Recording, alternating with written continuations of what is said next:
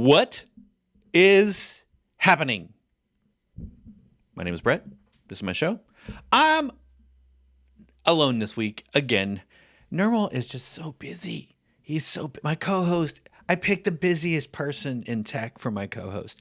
Yet another live stream, conference talk, something at AWS. I'm not sure where he's at, but it's just me this week and you, and we're together, and we're gonna have a focus. Of course, just like any other Q&A, you can throw any questions you want in there about DevOps and cloud native and whatever, and I will try to answer them or ignore them if I don't feel like answering that. If it's a really hard question, sometimes I just say I don't know.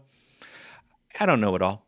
But this week, I've been working on some Dockerfile builds, some build efficiency, and it's got my creative juices flowing around how I review Docker files particularly, but really just any YAML, anything Kubernetes, anything Docker, all that stuff. And so I tend to review things from 4 pillars. So we're going to get into like my strategy. Maybe there's some gems in here for you on advanced Docker files. You know, I talk a lot about Docker files. Everybody's like, dude, we've had Docker files for a decade. We don't need any more information. It's all on the internet. Well, then why do I keep running into so many bad Docker files? And also, why do I keep finding that no one's using front ends? Or I say no one, but not everyone.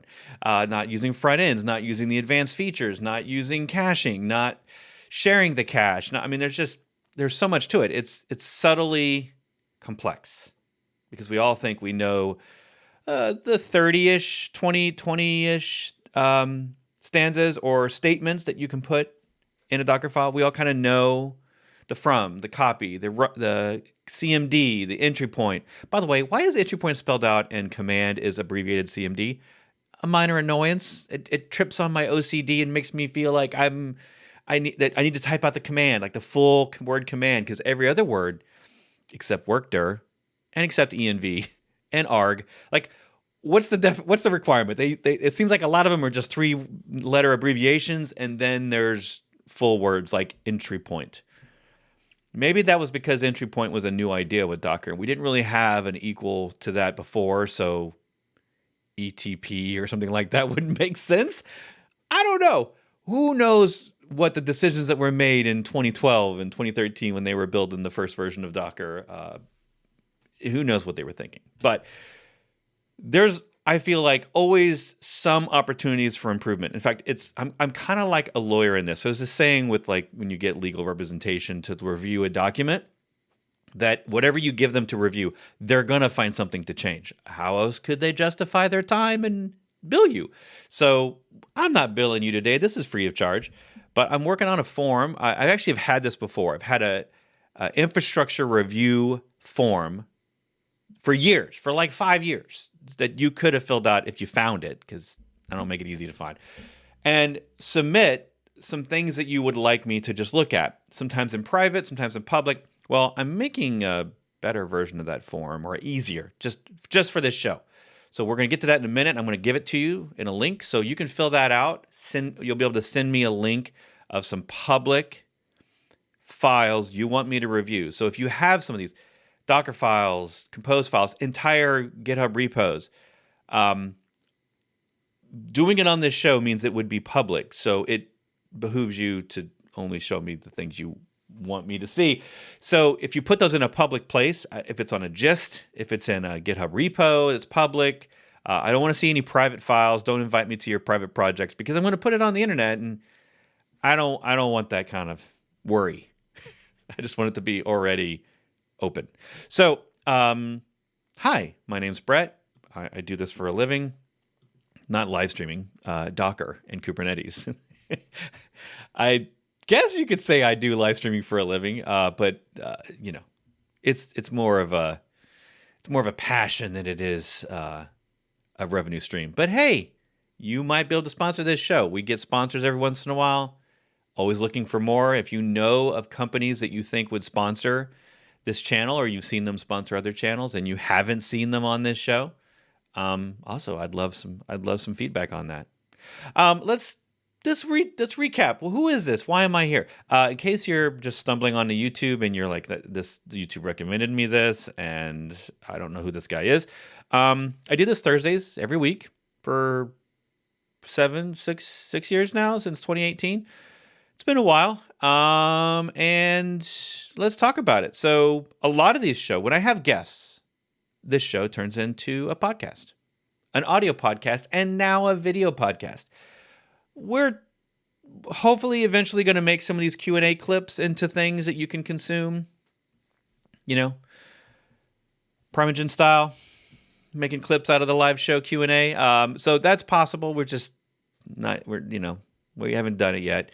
But you can go and watch our live show in audio format on our podcast, in any podcast player. You can also now watch the video versions of these over under podcast on our YouTube channel. If you just go over here at the View Full Podcast, we've got a couple other ones that are due for me to actually QA and release. So we're going to have more here, but these are edited down live shows with guests that are just the best bits, all of my ums and uhs and the intros and outros and all that stuff. The technical problems, those are all removed. It's just the good stuff. So you can get that there. Of course, we have hundreds now episodes on the audio podcast. We're just slowly going to be going through the video versions of that. We also have a newsletter, of which I am weeks. It's been weeks since I've sent one out. Normally, it's every week, telling you what's coming up, what I'm releasing, what I'm working on. It's really just my world. What things am I working on? What do I find interesting? It's not industry news. I am not a news, latest happenings kind of newsletter. There's tons of those in cloud native and in DevOps, and I recommend, tell me which ones you like, because I have a few that I like, but I'm always looking for something that's short and sweet, because there's a lot of news out there. So we all need it in very succinct, in your own words, recommended stuff. And every once in a while, I find someone that puts the work into it. Programmatic engineer, that's a great one, on Substack. All right, so enough with those announcements. Obviously, we have a Discord server. You can chat about all this stuff in Discord. I don't actually have I should probably make a channel there for infrastructure review or Dockerfile review, so that people can just jump in there. But what we're going to do is I'm going to set up a forum for you all right now. We're about the details later. I'm just going to get this in. If you give me a way to contact you, I'll let you know if or when I review it.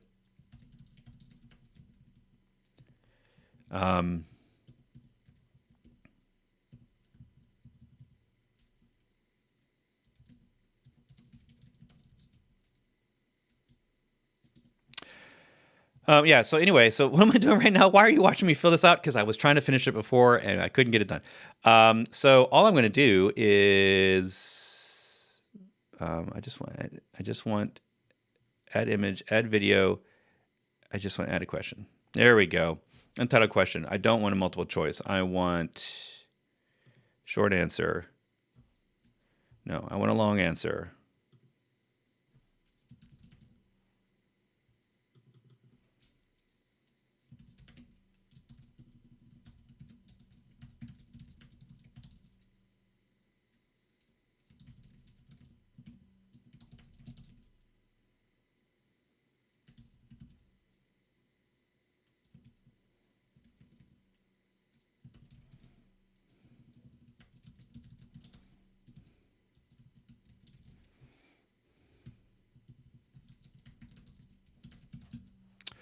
I'm not going to say this required. Although, yeah, I'm going to make it required. I hate required. I hate form required. There's always a bunch of required, and I'm like, this isn't really required. You just want it. So let's see. Do I gotta put in a link, date, time, file upload, link, drop down, check my. There's no. Okay, so just a short answer. Link to.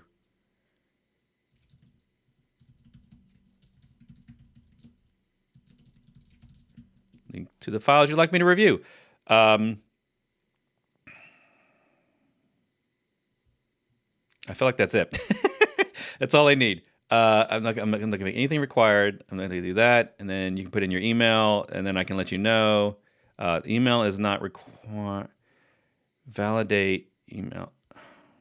I don't want the email to be required. How do I turn this off? Oh boy.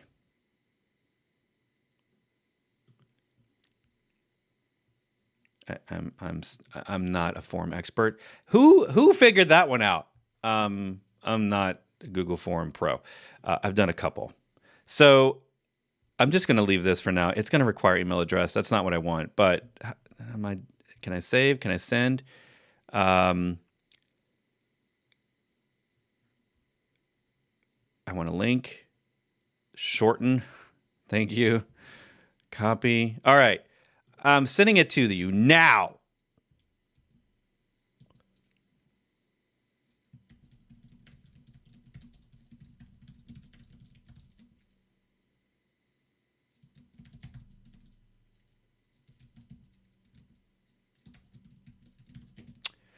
All right, so one that I've been looking at this week was a very complicated project, and it got my creative juices flowing.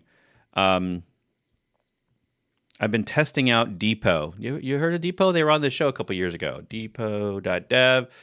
Well, that's not their public site. Let me see if I can I log out? Depot is a cloud Docker build. So now we have two players in the market kind of experimenting with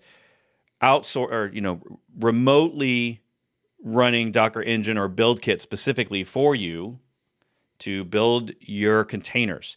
And Depot recently even added GitHub action runners. So now your entire CI/CD pipelines can be run on faster machines. Essentially, they're cheaper, faster, or cheaper for the same size. So GitHub has a big premium on their runners, and of course we can all run our own runners. But there are now 3 or 4 players in the market at least that manage GitHub action runners cheaper than GitHub does for you, faster, cheaper, whatever their main focus is. Depot though started with helping you with remote builds. So let's talk about that real quick. What does that even mean? So Docker, the command line, for I think since inception, since very, very early days, Docker has been able to change where you're pointing the Docker build command to. So I think that maybe we've always had the ability to point our CLI to a different Docker engine. But now I'd say, I'm going to guess around 2018, around the time of buildkit coming out in early beta form, buildkit is the library, and it's the way that you build in Docker, and it's also the most popular container image builder on the planet. There are lots of other projects for building containers, and a lot of them, not all of them, but a lot of them underneath are just using the buildkit as a library, as an API. And buildkit has the advantages over the original Docker builder of allowing concurrent builds, concurrent stages, which a lot of people don't realize and don't optimize for, that if you do it right, you can actually have multiple stages. Like let's say you have npm installs and npm build, like generating assets. There are ways, and you got to be particular and careful about it, but there are ways you can actually have a lot of these things running concurrently. So if you have a multi-CPU system, you can make your builds much faster. I've been able to take things like 20-minute builds and get them down to 5 to 7 minutes. So not just with that technique, like employing all the techniques, and there's a lot. There's everything from caching in the file. There's the shared cache of the builder itself. There's shifting your base image. There is changing the way that you install dependencies. There's the changing of the order of the things in your file. There is using things like new features in the add command or in the copy command or in the workdir command that have changed over the last 4 years to speed up, make your builds better in the cache and faster when they have to bust the cache and build on their own. There's now copy -- link, which allows you to actually inject a layer without touching any other layer, without busting cache, without even downloading other layers from a registry. That's cool. So there's a lot of stuff here, and we don't have an AI yet or a tool yet that will, in my opinion, thoroughly review your Docker builds and tell you how to take that 10-minute build and turn it into a 2-minute build. I wish that existed. It would honestly have to be a very deep inspection of understanding the run statements, of understanding where files are going. Technically, BuildKit does a lot of this internally. So I'm excited for maybe a future where more people are playing with the BuildKit engine and figuring out ways to light up and help us see where there's chances for reducing complexity, because that's always an issue with big, complicated builds. We're going to look at one in a minute. There's a lot of issues. I mean, some of us just are lucky and we have a 10-line Docker file. I rarely see that in what I would call existing monolith applications that maybe even predated Docker, that are in what I would call traditional languages. That doesn't include things like Rust or Go. I would say more traditional languages. Yes, I'm including Node in there, but Node, Ruby, NPM, Java, like there's a lot of these languages, particularly the ones that are just-in-time compiled. So I'm thinking specifically of the Rubys, the PHPs, the Pythons, the Nodes, anything JavaScript. Those worlds, I tend to see the Docker files that lean into the hundreds of lines, especially when it's a monolith and it's running back-end and front-end, and you need to build front-end assets and minify things and download certain stuff into the file just as assets like themes or images or the current marketing assets for your web. Like, there's just an unnecessary level of complexity sometimes. And a lot of this comes from, let me lean in. A lot of this comes from decisions made about your projects years ago, maybe before you even worked there. A lot of the slowness and complexity of building and testing your app comes from history that is no longer true. Like deciding 15, 20 years ago that you were going to build something in PHP or Ruby. Not that they're languages that are bad. It's that they have what I would consider an older mindset in how they put together and build everything. It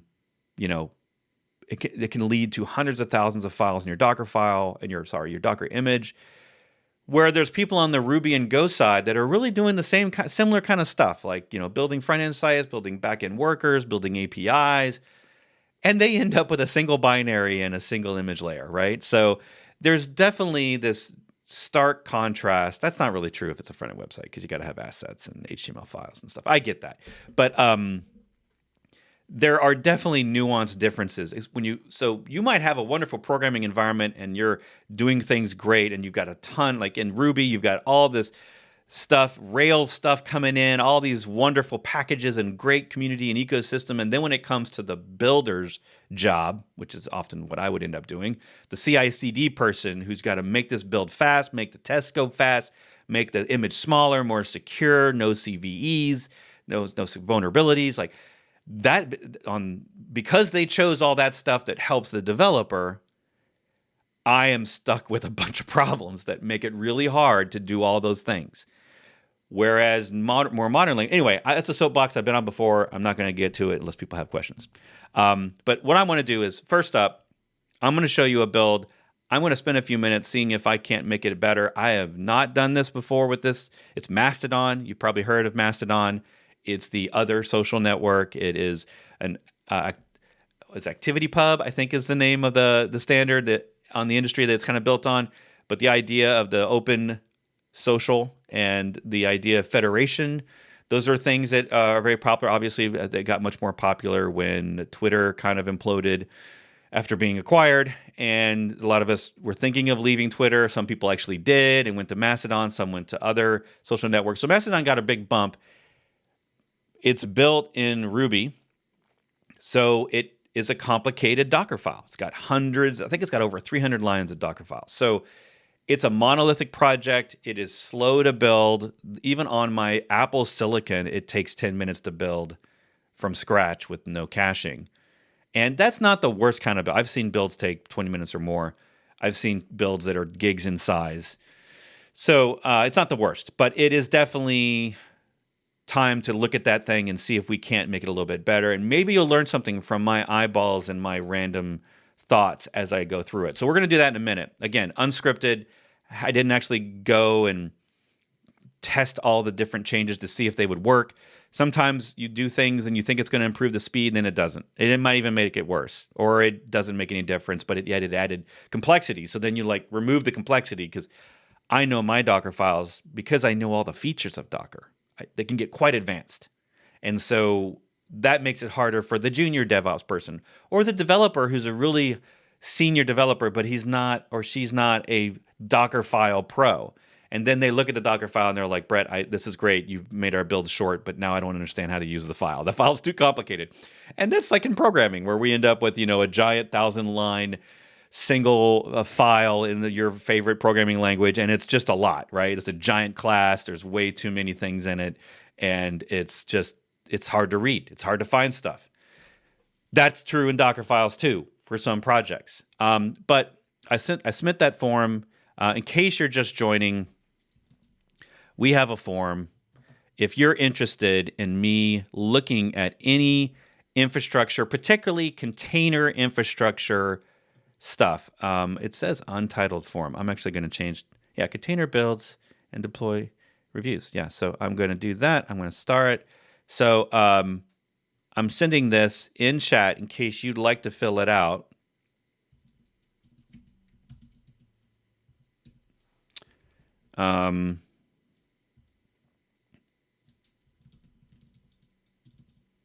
I'm not going to call it audit.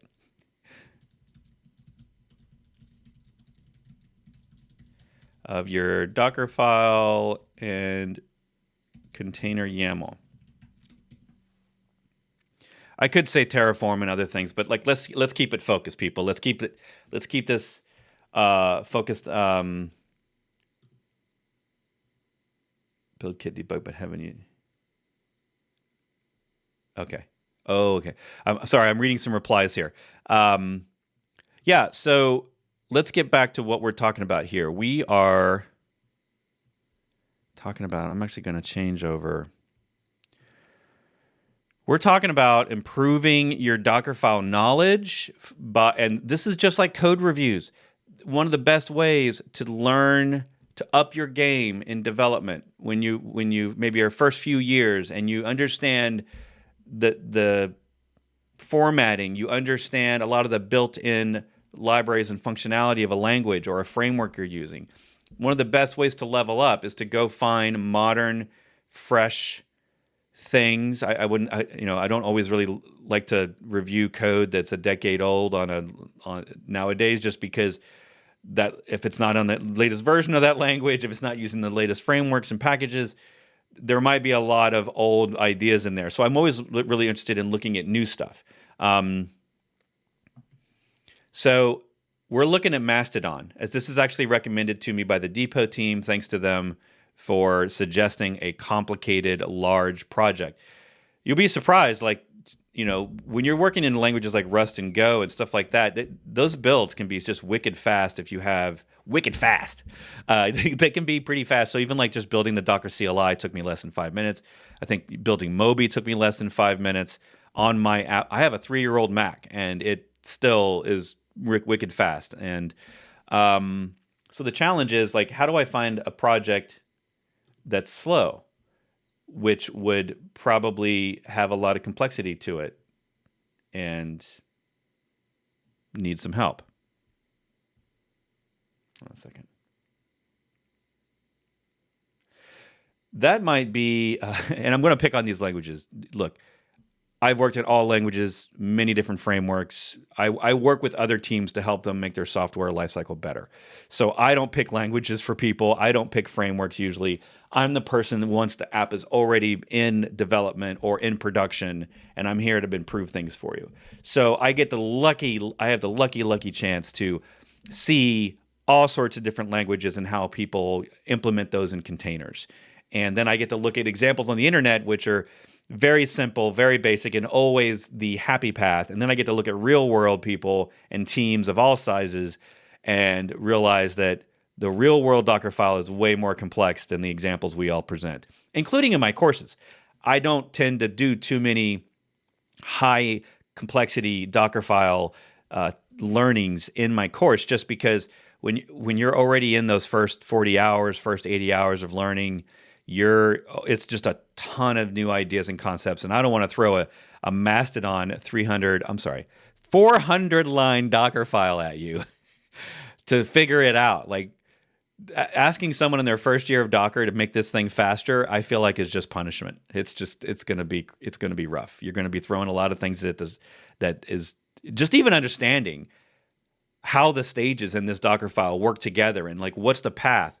Where am I ping-ponging my way through this thing to the destination, the end result, the stage that I want to build to? Sometimes stages are used just as a way to break things up, to make it easier to read. Not in this case. They're actually using stages, Dockerfile stages, like I use them, where I'm looking to build things in a very fat image, and then I'm going to copy the results out, and so that I don't get any of those dependencies that are only for dev or build in production. I don't want any of that stuff in production. So here we go. Let me catch up on chat real quick, and then we're gonna go to the deep end here, and they work. So if you want those reviewed, send them into the forum. I'm actually going to be checking for responses. 0 responses. So I'm going to be checking responses on that forum if you're just getting here. I actually am going to put this. Let me see if I can. I'm going to go into this live stream, and I'm going to go in the description for you all. That way, new people. Here's the forum link. Putting that back in chat again in case you want to submit anything, not even your projects. If there's tools you're using and you know those things have Docker files and you're curious of what I think about them, feel free to throw them in. I mean, some content is better than no content. So let me jump in to my thing over here. By the way, for those of you watching, I have changed the settings in YouTube for this live stream to very low, ultra low latency, which means there's not a lot of a buffer on your machine of the video stream coming in for you watching. So what I want you to do is, if you see buffering happening in this stream at all, tell me in chat, because I can't see it. I can't tell. But in the past, years ago, YouTube's ultra low latency setting, which allows me to basically talk to you in almost real time, so that when you see me chat in text and I'm talking about it on screen, it actually really happens seconds later rather than 30 seconds later, which is the normal standard setting. But the advantage of delaying is there gets to be a lot of buffer in your YouTube so that you don't have to wait and it doesn't interrupt me. So let me know if you see buffering.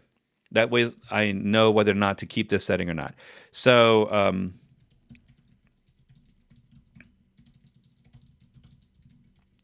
So I'm putting this Google form link in. So if you refreshed your screen of this video, you would see that link. Okay.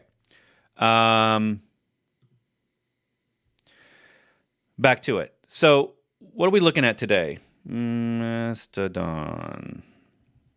So years ago, when we all started using Mastodon, those of us that had tried it maybe like 6-7 years ago when it was first started, and it was very bare bones. And then, a couple years ago when Twitter made us all reconsider our decision to stay on X, some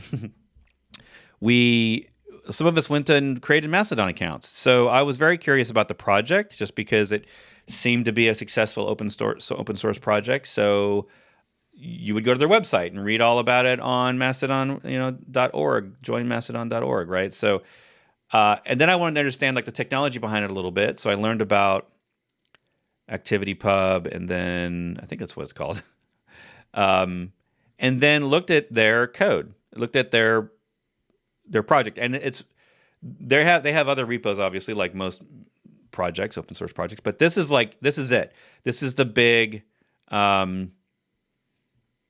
enchilada here for this project. So it's not small, and it, I believe, includes a lot of the front end and the back end in a single container, which is very much the style of Ruby, right? And so they've got great documentation here on how to do it in a Dockerfile, how to set it up locally without Docker, how to use Compose, which they've already built.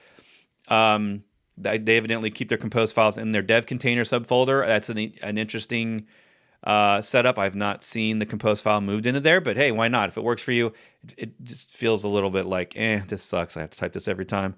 So maybe my recommendation to project step 1, make a symlink. Put this file in the root directory, but it lives in the dev container directory, and that way at least your Docker Compose commands don't have to have that all that text. Because who wants to type all that all day? Like, I've already got my Docker Compose set up for DCUP as an alias. So if you went, I'm a decent fast typer, but I just don't want. Let me show you what I'm talking about here. I just don't want to type all this stuff. So like, if you did alias, if I just type alias, it lists them, right? So grep. So if you see all of my Compose ones here, enlarge the screen a little bit, you can see I have all these shortcuts. So DCUP, if you see me type these shortcuts sometimes, I won't. I try to avoid them when I'm live streaming, but that's all I'm doing is I'm got a bunch of, and these are, by the way, not something I created. These are a part of ZSH, and there's plugins with OhmyZSH that will automatically create a bunch of aliases depending on what programs you have installed. I'm not going to get into that today. You can go over to my shell page. That would be bretfisher.com/shell. Oh, I think. Gosh, did I not type it right? You have to type the word shell correctly. So I have this in case you're curious about things that I do in the shell and commands I type. Like that's where that stuff goes. But I digress. Let's get back to Mastodon. So we've got a Docker file and we have Compose files. We can look at both, but I'm really just going to focus on the Docker file. So let's get into it. This is now my first major look at going through this Docker file for the Mastodon project. First up, very first line, congratulations, Mastodon. You are doing things better already. Now, I would personally just put in a 1 here instead of a 1.8, but this syntax line tells me already that someone has worked on this project and knows the latest Docker defaults. And we're starting to get that. There's this new project with Docker called Docker init. You can type Docker init at the command line. I could type it right here, and it would technically create me a new Docker file. In fact, we might look at that in a minute and see what it does for Ruby. It only supports certain languages, but it allows you to create a default Docker file, and it implements some decently advanced things from the get-go, including things like implementing caching for apt or npm or gems, which is, in some cases, I actually find that it doesn't make a real speed improvement. It maybe reduces a second or two, especially if you have a fat internet pipe. If you've got a gigabit internet from wherever you're building, the downloading of those things and putting them in a file cache before it actually installs those things isn't really the major speed improvement.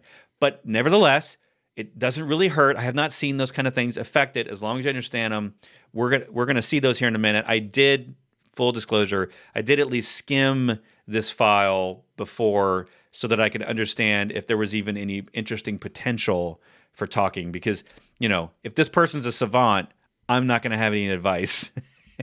And we're going to spend all of our time looking through something that we have no notes for, right? So if you're doing multi-platform, which I advise, basically nowadays everyone should be doing multi-platform. If you have anyone using a Mac on your team or anyone that might use a Mac, you're going to need multi-platform because you're going to want them to use ARM, and then all your Windows people are going to use Intel. Your servers are probably still using Intel, AMD, but I believe that honestly the future of a lot of servers is going to be ARM as well, because we've got things like AWS Graviton, who was on the show earlier this year, and the Graviton solution is awesome. It saves you money, it's faster, amazing speeds on the network. Like it's pretty cool. It's my go-to. My default is, if I want to run in the cloud now, if you worked with me on a startup, I'd probably be building in Go and Rust, and I'd probably be using GitHub Actions, and I'd be using Kubernetes whenever we can, although I would really try to avoid the complexity of Kubernetes if I could in a small startup. I'd be using Google Cloud Run or AWS App Runner, and then obviously I'd be using Docker and Docker buildkit and all that stuff. But I would be building for multi-platform out of the box, and I'd be using ARM everywhere I could, including in the cloud, because I find that you get more bang for your buck with ARM in general right now. AWS, Azure have it. We don't have ARM in all the places on the internet. Not every CI supports ARM. Not every cloud supports ARM, but we're getting there. All right, first line, yay. I would have put in 1, but hey, they're taking it serious, so they put 1.8, which means they're not going to get the new features of 1.9, but they're at least pinning to something. I have not seen any negative effects of just doing this. I have not seen, again, it doesn't change your image. It only changes the way it's built and the way the commands are received by buildkit. So I would have done that, but they're taking it conservative. The fact that they even have it means they understand it. They understand what they're doing, and I would probably not. The only reason I would have a beef with this is if it was an old version. But if they're not using any of the latest features, then maybe that doesn't matter. The reason I care about these versions sometimes is that when you really when you put versions in for everything, which we often in this space often tell you version and pin versions for everything, you're just creating more work for yourself later. So you've got to kind of decide, is that the way we're going to go? Are we operating in government secure environments? Are we handling customer credit card data, right? It's like if you're at the top echelon of security, then yeah, you pin every single thing. But some of us, we can get away with less, and that optimizes the team's maintenance later on. So I personally just put in 1. All right, so these right here tell me that they know what they're doing with versions and builds. In case you didn't know, I have a guide. It's a really way too long guide, but it's not even finished on building. So down here, Docker build multi-platform README. The only purpose of this repo is a blog post with a couple of examples, but this blog post goes on for a bit. And I think I only got about halfway done, and then I put all the to-dos back down at the bottom of things I wanted to improve. But this I will give you in chat. I'll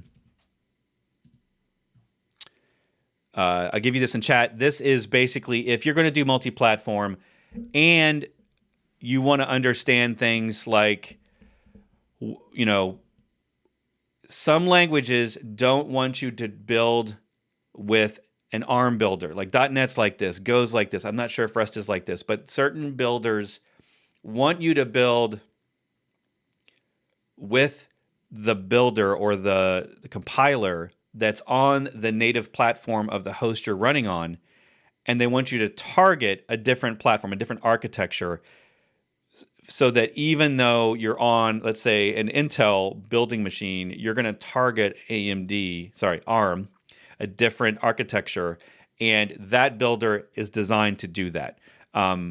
That's the most complicated type, and that's one of the reasons why I wrote this document.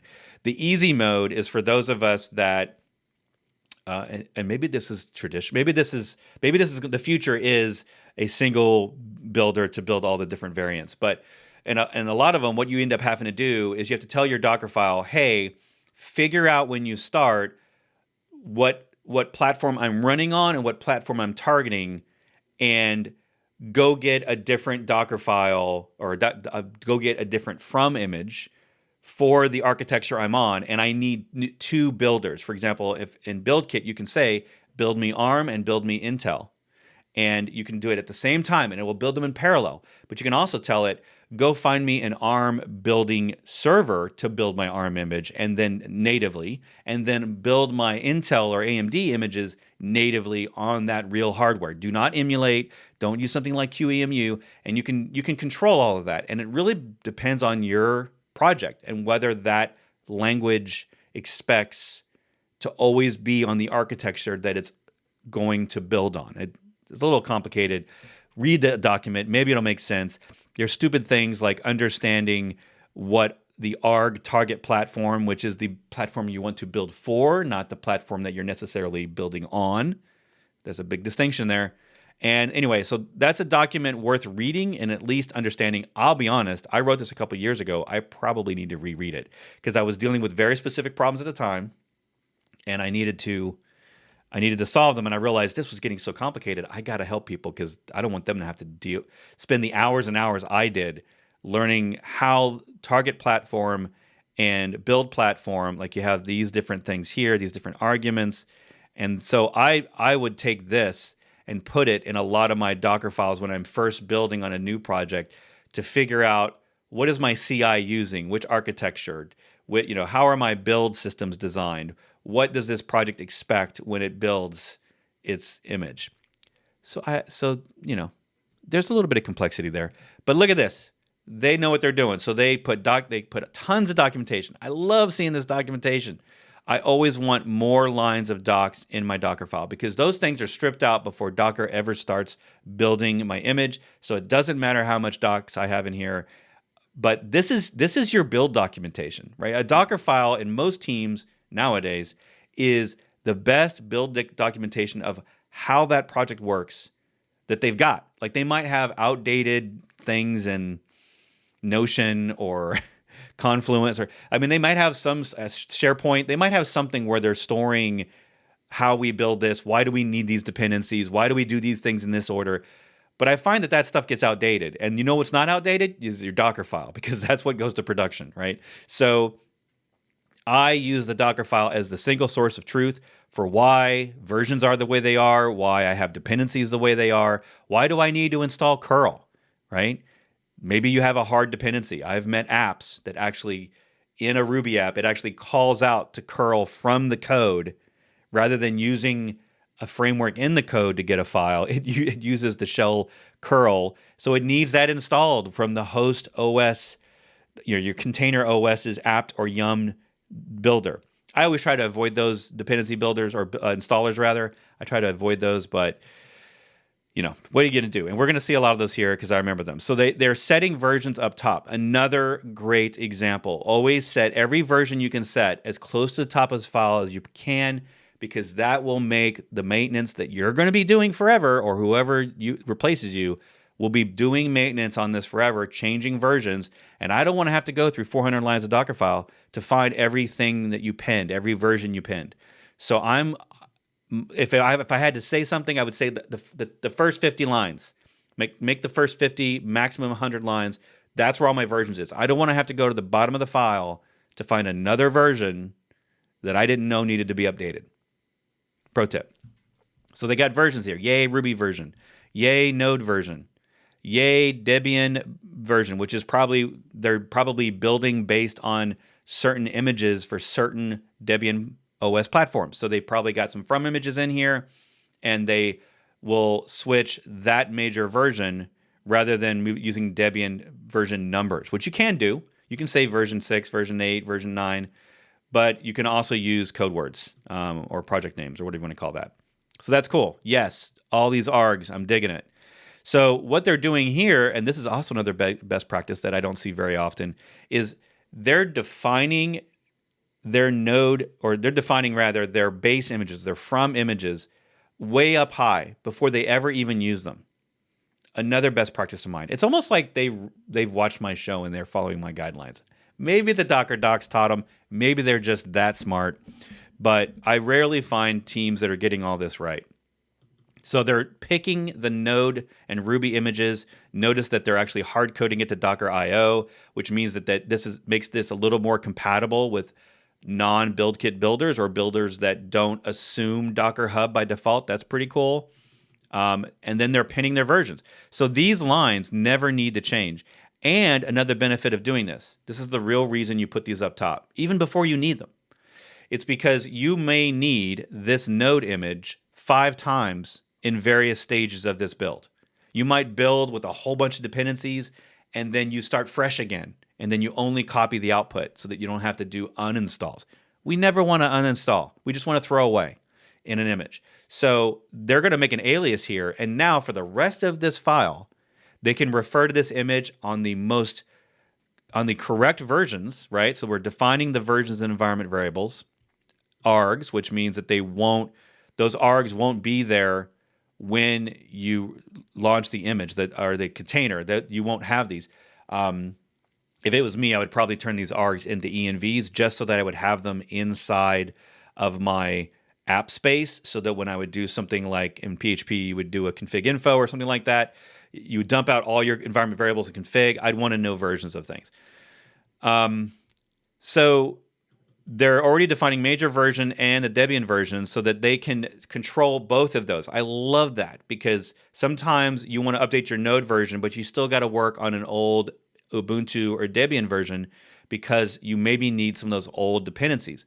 For me, I do the opposite. A lot of my teams might be running on an old version of Node, but I want to update the underpinnings. I want to run the newest Debian or Ubuntu versions underneath that as my from images. That way I avoid more CVEs. It's just the best practice. I love it. So, and they're doing the same thing for Ruby. So now they got both images defined with the single version, the single underpinning Debian, and they do that. And so now for the rest of this thing, I can just say from Ruby, from Node, all over the place. It keeps my Dockerfile simpler.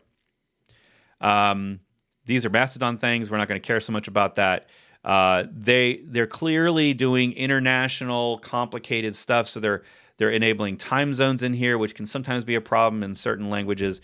UI, Linux UI, user ID, and group IDs. These are important for later, but they're important in Kubernetes, especially when you're trying to be secure in Kubernetes, because it prefers IDs rather than names. In Docker, it doesn't care as much. But Kubernetes, when you're making that pod spec in Kubernetes, the most secure way to do it is to say, do not allow root runners, do not allow root escalation, do not, there's all these things you put in a pod spec.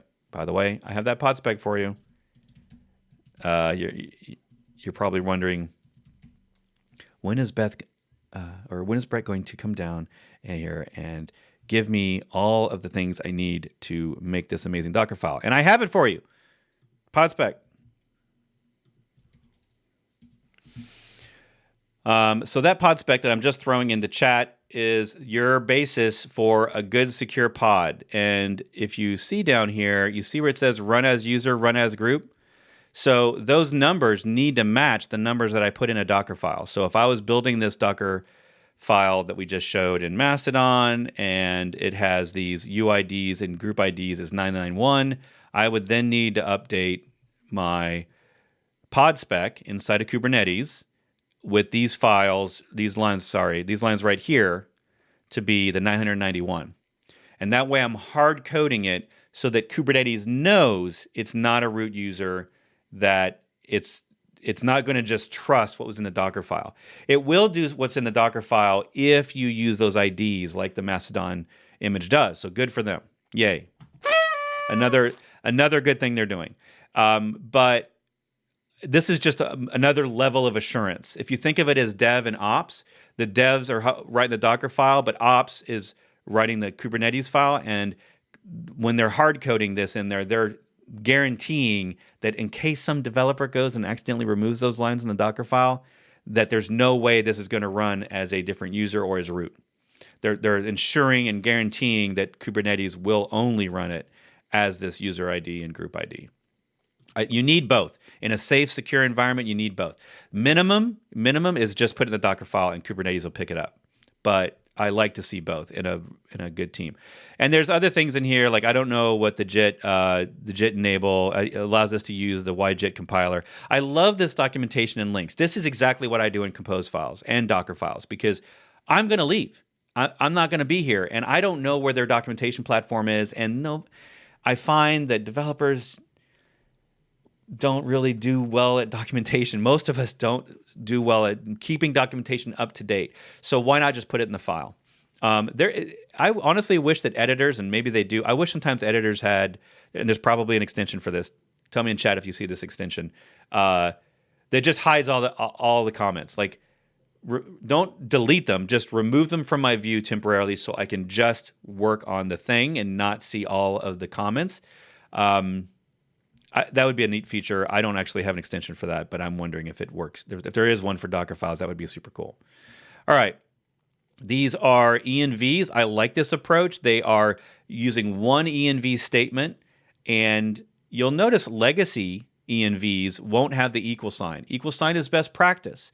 And you can use this little backslash on envs as well. So this saves you trips. Basically, this isn't creating a layer. A lot of people get confused about Docker files and they think, oh, all these things are layers. This is technically not a layer. We will some other day talk about the difference between a Dockerfile's build lines versus its runtime lines, and then some of those lines actually affect both. But if you think of it in simple form, some of these lines are just for build time, some of these lines are just for runtime, and the envs are a little bit of both. And so I like to have them as efficient as possible. This is going to be one sort of action or IO that the build kit's going to take rather than me putting in 5 different lines. You'll notice, by the way, that the way they did it is that they have all these individual args, and then they set them as envs down here. That's an interesting approach. I don't do it this way. I find it easier to read if I just do the arg and env all at the same time.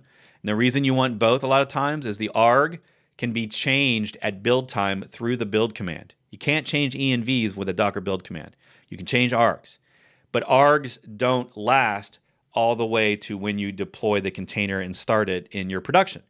That's what envs are for. So if you need both, if you need to be able to change it at build time, but also have it in the image at runtime, you need to make the arg and then do like what they do down here, where they're taking the arg and turning it into an env. Okay? I do that a lot. Now we have more envs here. This is very common in a lot of languages, particularly Ruby or Node, is you want to bind to the 0000 address because that means listen on all network connections or all Ethernet interfaces inside my container. Sometimes by default, they'll only use localhost, which is not what we want here. We want it to listen on everything that's in the container. If I attach a network to a container, if I create a network interface in a container, I want this thing to listen on it. So we do that. This really, to me, just reminds me of this is a pre-container construct. We shouldn't have to do this anymore. Things should just say, hey, look, I'm in a container. I'm going to listen on all network interfaces. But this is from a bygone era of pre-container where you would have a very big advanced server in your data center, and it would have 5 different Ethernet interfaces. It would have one dedicated Ethernet interface for the backup network, one for the management network, one for the users on the production network. And you would want to make sure that particular apps were only listening on certain Ethernet interfaces or on certain IP addresses, because maybe that server's got like 20 IP addresses all assigned, and each IP address is for a different app. That's all pre-container crap. We don't worry about that anymore. So these are just things that tend to show up because of legacy. All right, they're defaulting to production. I do that. I like to default to production. I want to make a developer's additional things something that I put in the compose file, or something I put in a .env file, or something that they do locally on their machine. So I do like things to default to production at first. So yet another great example. All right, I'm going to take a break from that for a second and just catch up on your chat. What's up, Tony? If you're still here, Unsecu's here. Anton's back as usual. So strange. I've always thought Ruby does not require a build since it's more like a scripting language, only gems restore and you're ready to go. Yes, that is true. You aren't compiling, right? You're not compiling into a binary. But most Ruby apps I work with are front end. They include the front end, and that front end usually needs minification. It usually needs assets in a dist folder that I'm going to either minify or gather from other places. I've seen where website builds have different images, and they're going to gather those actually from a marketing repository that is managed by a different team of visual assets or whatever. And they're going to pull that in right at the end, and they're going to have to build and put them on all the right places.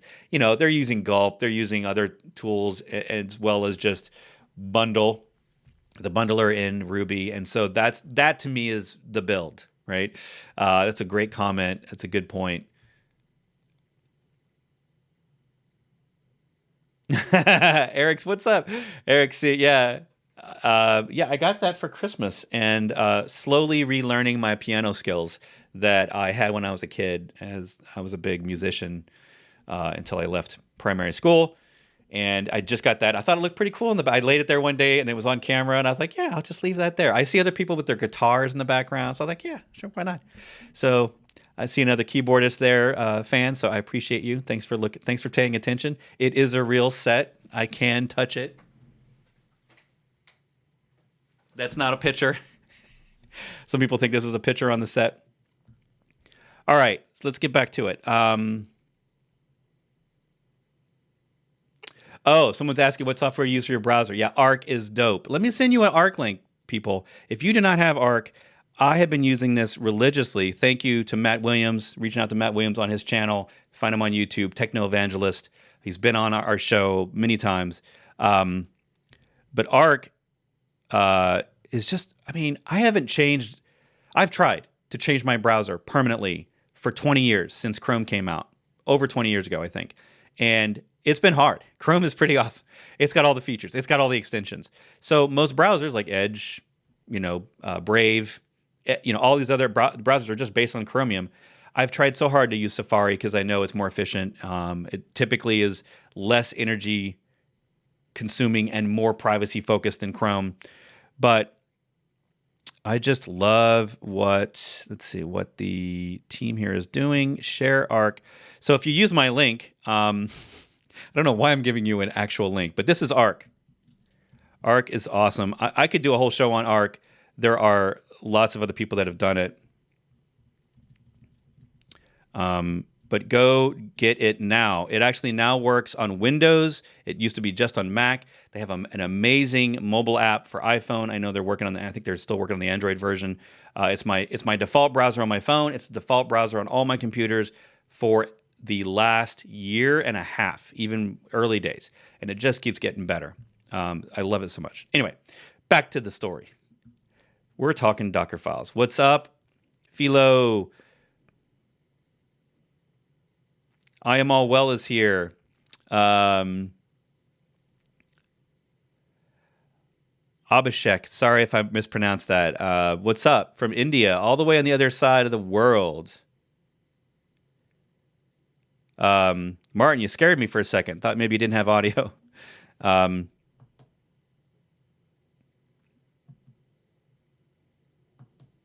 Yeah, just checking all my settings. Yeah, audio's good. Audio good on my side.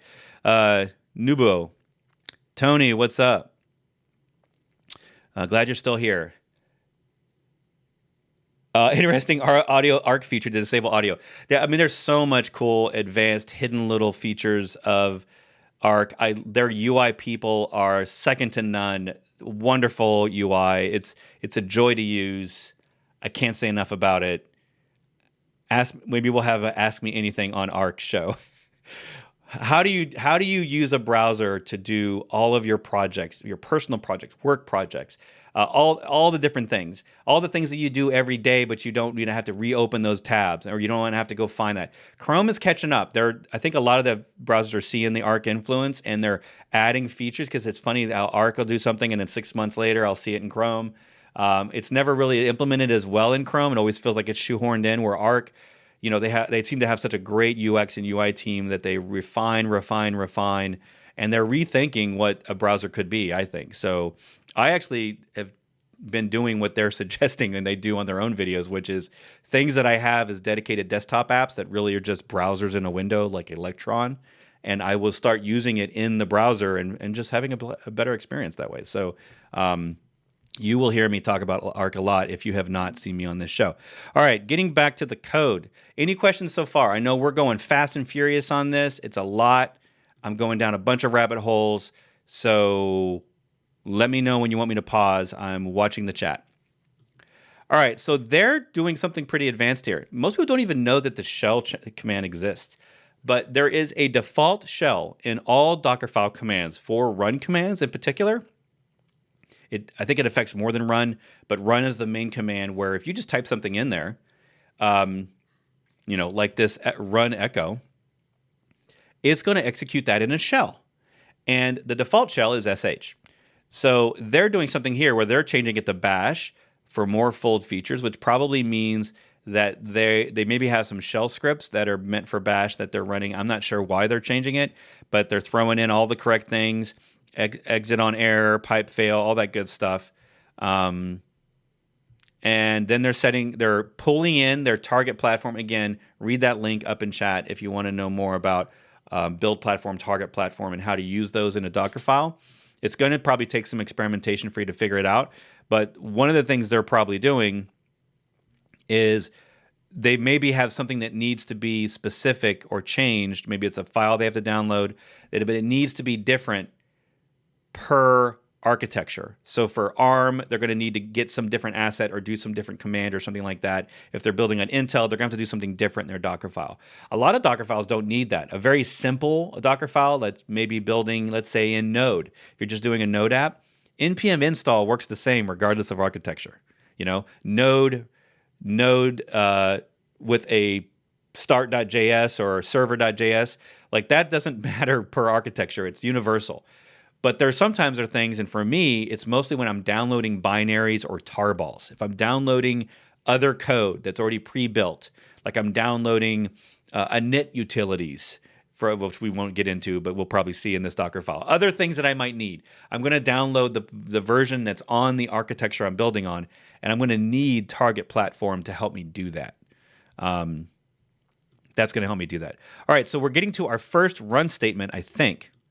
And I'm already seeing concerns here. So this is an area where we can maybe apply some Dockerfile. And they're removing something that comes from app that automatically does a Docker cleanup at the end. It's called Docker clean, but it's doing things like cleaning up the cache of apt. And they're removing that. Not sure why they're removing it. Maybe we'll figure it out later. But they're saying remove automatic apt cache Docker cleanup scripts. I don't know why. Maybe it actually, and this is something I'd have to test. Sometimes I'll just comment out this line and then run it and see if I improve performance or hurt performance. And that's largely a lot of what this game is on making this thing better, is just remove something or comment it out, try it. Add something, try build again.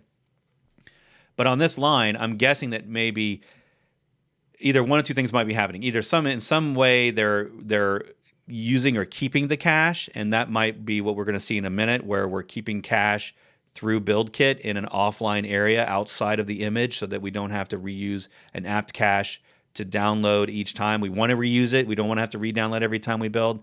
So that might be what they're doing here. It might be because these are throwaway stages, that the final stages don't depend on these stages. These are just build stages maybe. Only time will tell as we scroll through it. Time zone settings can be a funny thing.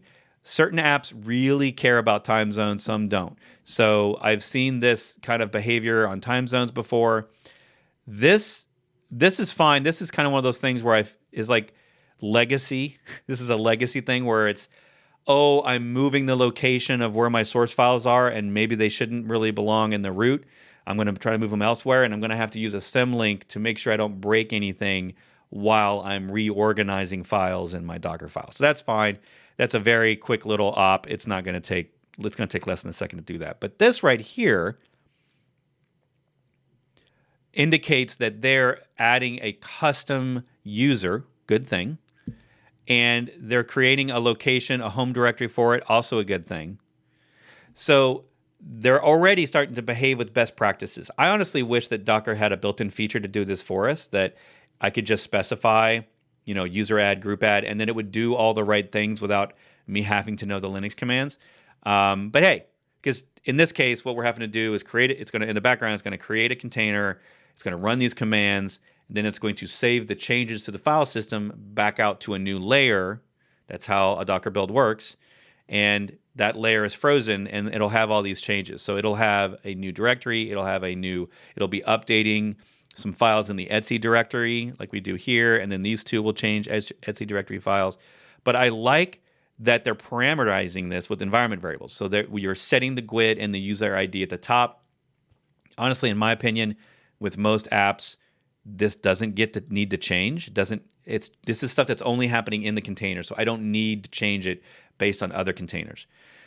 But you might live in a world where your operational standards are so dialed in. Maybe you work at a bank or a financial institution. So you're dialed in and your team only operates every user in a container as user 1001. And that is your standard across all ops, all container users, 1001, 1001.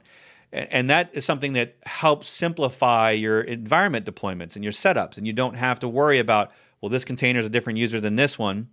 Maybe they're sharing a volume or sharing something else in a pod, and now you're going to have user conflicts or permissions problems.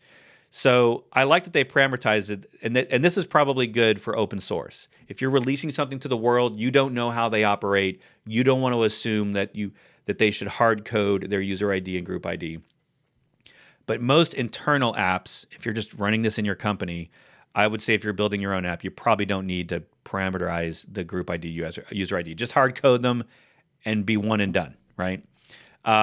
If you're using files on volumes, though, yeah, this sucks. This kind of stuff sucks because if you ever change those numbers and you're using it in production and on existing volumes, then suddenly all those volumes are going to break because the permissions don't match, and you will have problems. And I've seen this in production. I've seen this in the wild. So now we have our first workdir. Now, here is an interesting thing that I just see. Like already I'm seeing something that's suspicious to me. I see them creating a user and a group, and then I see the workdir creating a directory that we defined up top. We actually created a symlink here.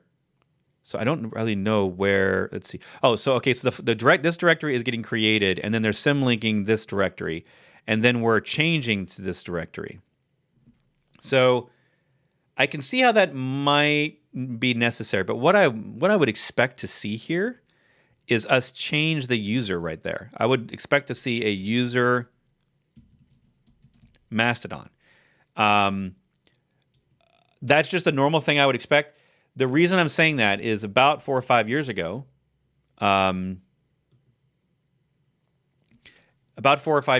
Docker enhanced the workdir command to follow what the user was telling it. Before then, workdir always did everything as root.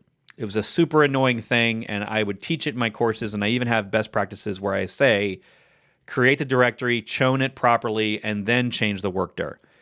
Well, you don't actually have to do that anymore. If you have a user statement, granted, this directory already exists. We're creating it up here. But if we hadn't done that, and we just needed to set this as a user and then change the workdir, if that directory didn't exist, workdir would create it with the proper user and group. Okay? I think in group. Yeah, I think it does both, but I could be wrong. So I would assume that there. But maybe they have a reason to not do that, so I'm going to take that out. We'll see. We will see. Hadoolint, this is awesome. This is another well done to the Mastodon team. Well done. So Hadoolint, a linter, I think it's the best linter out there. There are others, but it's the most current. It's the one that everybody tends to use.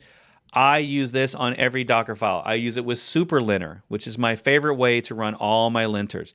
I run superlinters on all my repos in GitHub, and if you catch me with one that I don't have it, it's maybe because I cloned someone else's project, but that's the only reason why I wouldn't do superlinter. So I put superlinter in my GitHub Actions. I have it run all the linters, including Hadoolint. And if I have a good reason to not follow a Hadoolint rule, because they're just guidelines, they are not set in stone, everyone has to follow them, they're just guidelines. So there are times, especially when I'm doing demo apps or teaching apps, I need it to ignore a rule. So a lot of other linters do this, where you can inline ignore a rule. So you can go look up these rules. You just Google this rule, you can find out what it is, and what they're probably doing is ignoring rules that say things like, you should quote this line, which isn't always true because it has an environment variable. It might say, you need to quote this line to prevent problems potentially in Bash. And it might have other complaints, right? So they're ignoring those rules, which is good. That means that they're linting. That's what that means, which is always good. I always want people to lint. You always learn stuff from linting.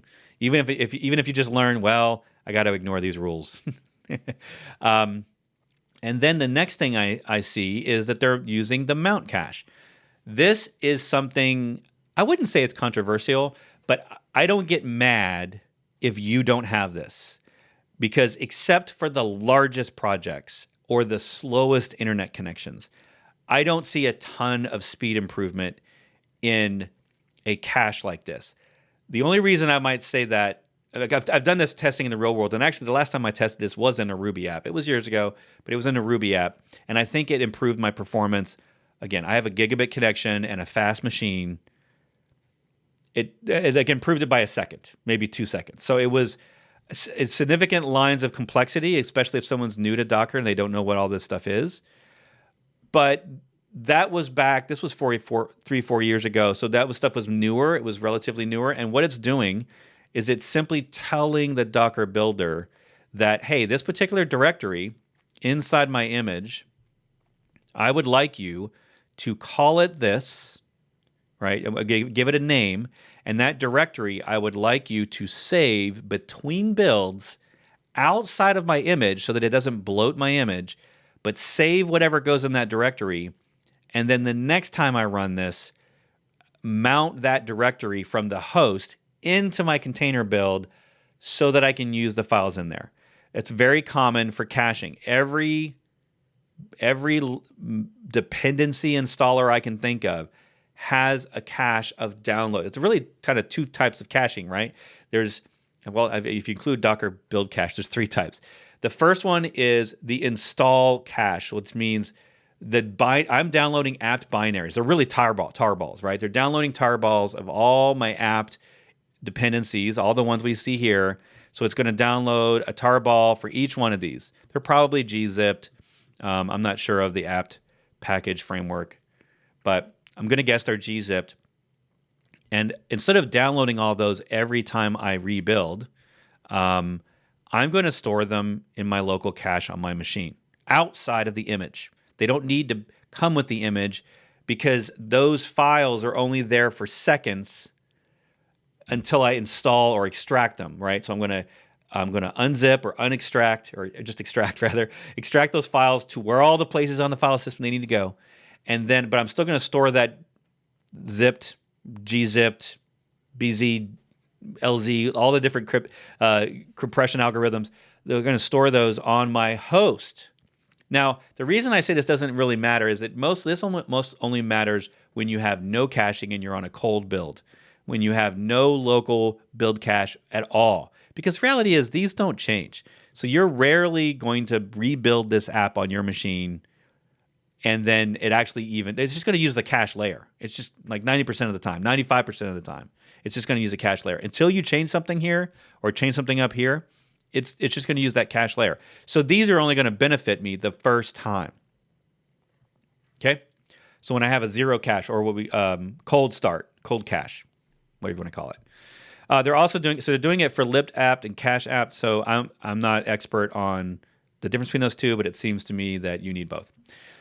And that's just for apt. So you could do the same thing for npm. You could do the same thing for Ruby. They all have download caches that you don't want stored. So that's maybe one of the reasons why they didn't want this run, is because they don't want those files deleted, which is what these scripts will sometimes do. And this is something that most people don't actually realize happens in the background. And it happens on certain Docker official images that are Debian based or have apt package managers. And they've added this stuff to help with Docker builds to avoid bloat. But sometimes it will work against you if you're trying to work on speed and focus on speed. So they got that. They're installing all this stuff, right? Now, the first thing I'm going to tell you, we could investigate the Git blame to see if they I'm just seeing your chat there, Nubo. I always missay that. Nubuo. Nubuo. Sorry if I'm struggling with that. I'm not even sure if I'm probably way off base. Look at that 100 line, 105. Curl. Let's talk about curl for a second. We got wget. We got curl. They do mostly the same thing. Why? Why are we doing that? Teeny makes sense. Good job on Teeny. I hope we're using Teeny. Teeny is good. There's no real negative or downside to Teeny. You don't always need it, And I have an entire Docker talk. Go later to the rest of YouTube and search for Bret Node rocks in Docker, like Bret Fisher Node rocks in Docker. You'll find all my videos. I have like 3 different conference videos where I talk about Teeny and what it is, when you need it, why you need it, what it does. But there's no harm in having it, so it's great it's there. A lot of these make some sense. Like we were dealing with time zone data, so automatically install that. But up here, curl. I'm giving sad trombone here for curl. Curl is huge. Curl has CVEs a lot of times. Did you know that when you install curl, you get stupid crap like LDAP libraries? There's just curl, and the difference between curl and wget is night and day. I'm going to say wget. Wget? What's the shortest way we can say wget? I've always said wget. Wget. Wget will download a file just as good as curl was. And I actually prefer wget. It's smaller. The installation is way smaller, has way less CVEs and dependencies, and it does the same thing. However, we may not need either one of these tools. If we're using the latest Docker front-end features, the add command, as of I think this year, maybe last year, has Git built in, and it has the ability to download tarballs, extract them. It just depends on how you're doing it. We can look into the docs and see if later on, when this command is used, because maybe these are, really what I'm wondering here is, are these files here so that later in the Dockerfile, it's going to download a file somewhere off the internet, and we don't actually need those because we have the add command, which will do that download for us. It can pull in URLs. It can pull in Git repos now. It can pull in a Git repo, remove the .git file, clone to the depth of 1, and do all that without you ever needing Git installed. That's how awesome add has become. Add command is back, baby. It's back. So if you didn't know the rule still applies. Use copy by default, because copy is what you're copying in your source code, you're copying in your package dependency files. That's normal. You're always going to use copy for that. But when you need to get something from the internet or from some remote machine, that's when I use add. Add is great for bringing in zips and automatically unzipping them, or tarballs. Add is great for pulling down Git repositories now. It's got other features that copy doesn't have. So we don't want to always use add. We try to use copy as much as we can, but when copy won't work, go check out add. All right. Also, there is a new front-end feature that allows you to use, let's see, let's go look this up.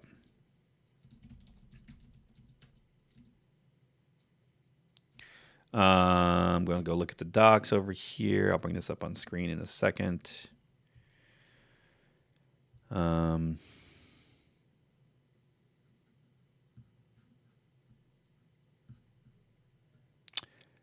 So we're just looking at Dockerfile front ends real quick. And I've already forgot why I'm here. Okay, so yeah, we're looking at, first of all, there's features and front ends. And front ends have, let's see, Dockerfile, custom Dockerfile front ends. What I want to do is stable channel, official releases. I'm looking for the changes.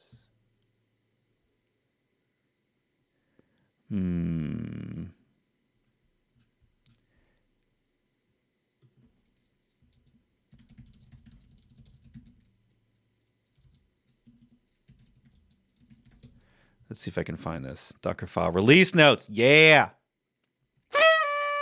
All right. 1.9 is the most current. Came out last month. So that's another thing. Their file is spec'd to 1.8, which is fine because they're probably not taking advantage of any 1.9 features unless they add that feature and then it is not working, and then they're going to know they got to change the front end.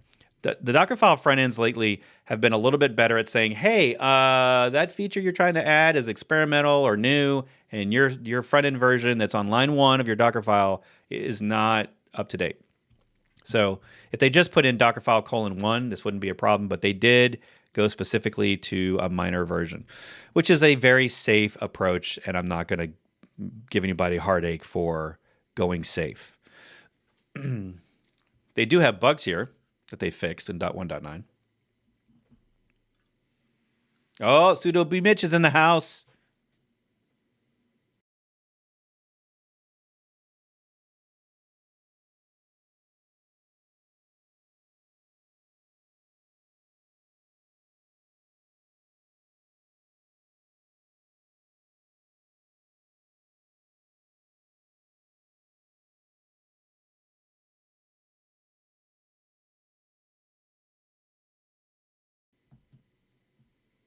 All right, since Mr. Mitchell's here, I'm going to ask real quick. What's the feature that allows me to? I forgot the documentation spec that allows me to format run lines more elegantly. Here, Doc. I had to say it out loud to hear. No. All right. Here, Doc. Support has been promoted from lab standard to stable. All right. So we're looking for that information. Yeah. Here, Doc. Is it just gonna? Okay. So what we're talking about here is one thing that they could do to improve it, since they're already using front ends in this Dockerfile. We can actually improve a little bit of the readability by using the here doc standard. So we could change, let me go back over here. We could change, instead of having to put a slash after a single line, or ampersands between commands, stuff like that, we could use here doc format, which I still, to this day, don't implement, mostly because when I'm training and teaching, I just feel like it's another added level of complexity. But hey, look at this. This Dockerfile is 400 lines. This Dockerfile is already way complex and advanced, and beginners should not be looking at this file. So we're here. We're in real world production advanced Dockerfile land. So we should probably take advantage of that. That'll save us, characters and all these slashes. It's not incredibly unreadable, so it's not something that I'm highly motivated by. But for those that are annoyed, we do have this wonderful here doc feature that they show some other examples here of how you can just have all these different lines, and it will automatically consider it a new line in the shell. Yeah. Does Conrad has a great question. Does V1 pull the stuff from 1.9? Yes. So yeah, it's kind of like Simver. It follows that practice. So if you say Dockerfile:1, in theory, there will be no breaking changes in new versions, just features and bug fixes.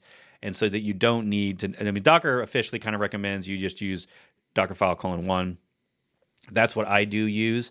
If a team has a mandate to pin every version to minor or even patch level, I will do that, and I will put in the minor or patch level. I personally, now granted, I've only been using front ends heavily for a few years. I was kind of a laggard in adopting them just because I was nervous that Docker wasn't going to fully commit to the functionality and that eventually it would fall away. So I didn't want a bunch of people using it and then Docker gets rid of it. But it feels like they're highly invested. They keep putting new features in.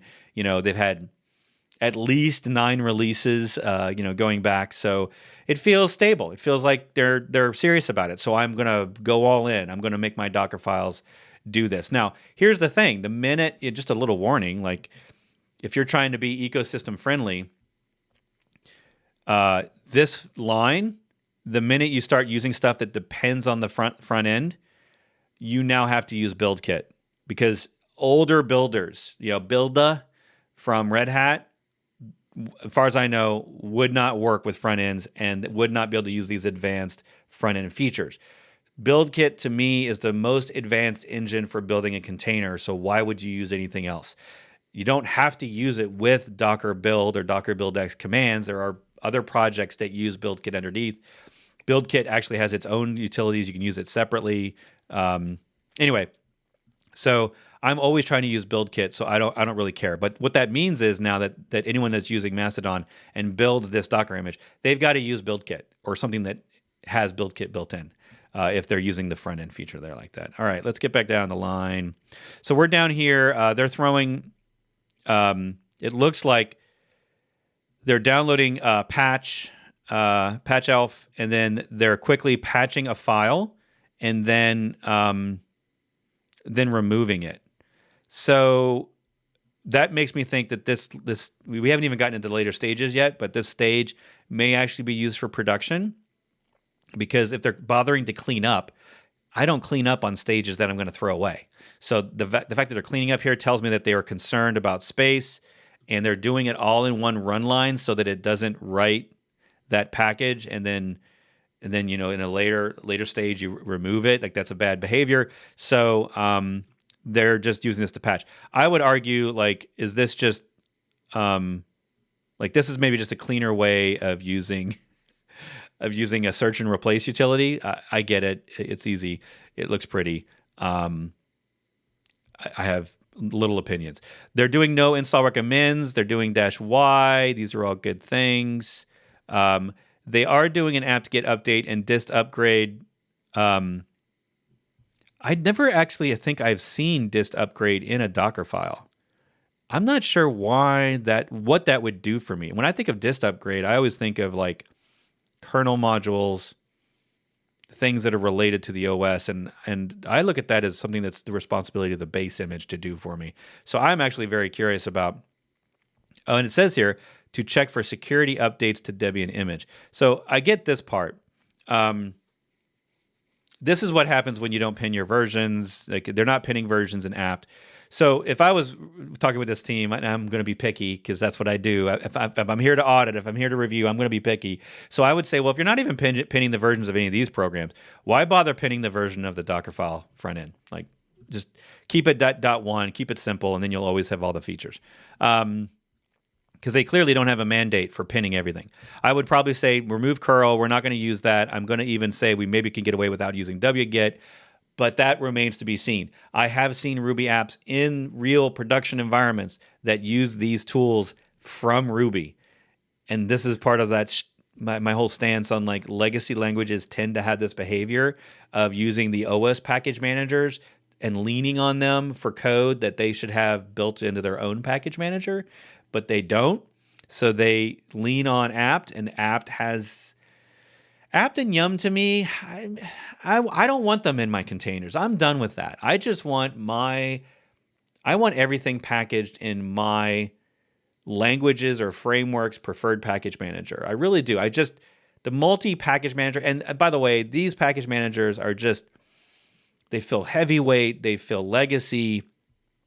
The way that we version what these things come with inside of the OS definition. So we're pinning to let's assume we're using the Ruby image. I don't even know. We're using from second. So the last from. So right now we're doing this stuff inside the Ruby image. I wish that there was features in this editor or highlighting which stage I'm in right now, like the line, like almost having like a freeze line at the top that says we're still in this stage. We're in the from stage of Ruby. I wish it would do that so that I could keep the context, the mental cognitive load down of where is this being run? And this is being run in a Ruby image. And, oh, wait. Well, we haven't gotten there yet. We're still up here. So I would look at this and say, well, probably don't need that. I'm not really sure. Someone probably could tell me. I wouldn't do an upgrade or a dist upgrade in the Dockerfile. Just update the Ubuntu version at the top. Exactly. And I would pin versions. I mean, the reality is, the base images in a lot of these, and of course they're different per base image, but they're rebuilt a lot and largely due to dependency CVEs. So I'm not a huge fan of this method either. This feels more ad hoc, like we don't really care what changes between builds. We don't really track that. And that's part of the problem. Like, we really care about node. We have gem files that lock versions. We have node files in NPM that lock versions. So why are we so carefree with all this apt stuff? One of the reasons, I think, is because it's a pain in the ass. It sucks. Versions go away, and then your builds break because you pin to a version that's no longer there anymore. It's been supplanted by a newer version. Or you want the latest version, but that's only in a later version of the OS or the base image, and now you have to go about bothering to upgrade from Bookworm to the next version of Ubuntu or Debian or whatever, right? And those are all very heavy, painful operations to do just because I want a curl version that has the thing I need. Like, that's why I hate all this stuff with apt and yum. It feels legacy. Again, I'm going to say it again. Docker's great. It's not Docker's fault. And the reason that Docker is successful is because it supports this stuff. Doesn't mean we should be doing it anymore. I wish if I was in control of the Ruby community that we'd find a way to package all these things in gem files. Just package it in gem, let me pin to it with gem files, and I'd be done. I'd be done, son. One and done. All right. So now we're starting again. We're starting in a new image from scratch, creating a temporary build layer from base image. I love it.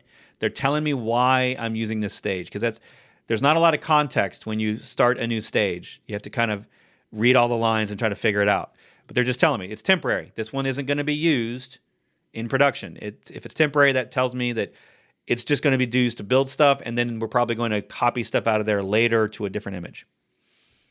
Very cool. All right. Yeah, you need the update, not the upgrade. Yeah.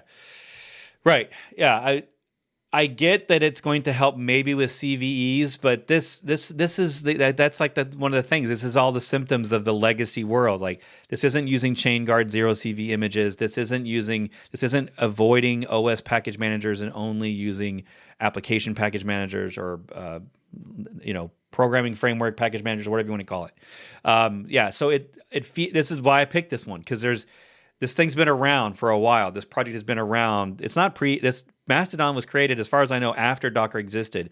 But, Ruby and Rails have been around a long, long time. And they have history. So we've got, next up, I'm moving on. We're copying files straight out of our repo, wherever we've copied or cloned our repo to build this. We're copying those in. This is all very standard stuff. We're doing 2 lines here. And we're copying, it's a little hard to read sometimes, but we're copying these 3 files into this directory, and then we're copying this file into that directory. So if you'll notice, what does this mean? This means we're doing those copy operations as root. But our intention is to use the Mastodon user. So there's something going on here a little bit where clearly this works, but it makes me think that later on I'm going to have a chown somewhere, and that chown is going to be slow, and that chown is going to rewrite all the files and add bloat and layers that I maybe don't want. So we'll see. One of the big issues over the years of the decade or more that Dockerfiles have existed was the act of copying or changing files or touching files in a Docker image at a new layer can be very costly. It causes bloat, it causes slowness. And so Docker has added all sorts of functionality to help alleviate that, particularly in the copy line command, the add command. There's --chown, --chmod. We have --link, --from. We have all these different options that we didn't have a decade ago at all. And they're not using them. So I got to find out later why. Why aren't they using those? Like, do we not need these files to be editable by the Mastodon user or even readable by the Mastodon user? I guess it just kind of depends. Also, if we're from Ruby as build, let's just go up to the top. env. So I'm only setting envs, changing the shell. Okay, so my last from up here is this Ruby image. So as Ruby. So I created an image. I'm doing all these things in that image. I'm sorry. Yeah, it is an image. It's a Ruby image. I'm adding all these layers and metadata. This is a layer. And then I'm going to start over as a brand new fresh image, and I'm going to call it build.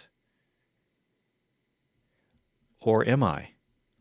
No, I'm not. I'm actually starting from this image because I called this Ruby. My brain's hurting. So is this starting fresh? I think so. This is starting fresh. Or is this starting from the last one? I feel like it's starting from the last one.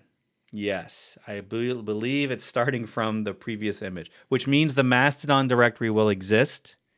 So it's not a fresh image. It's continuing on the last image.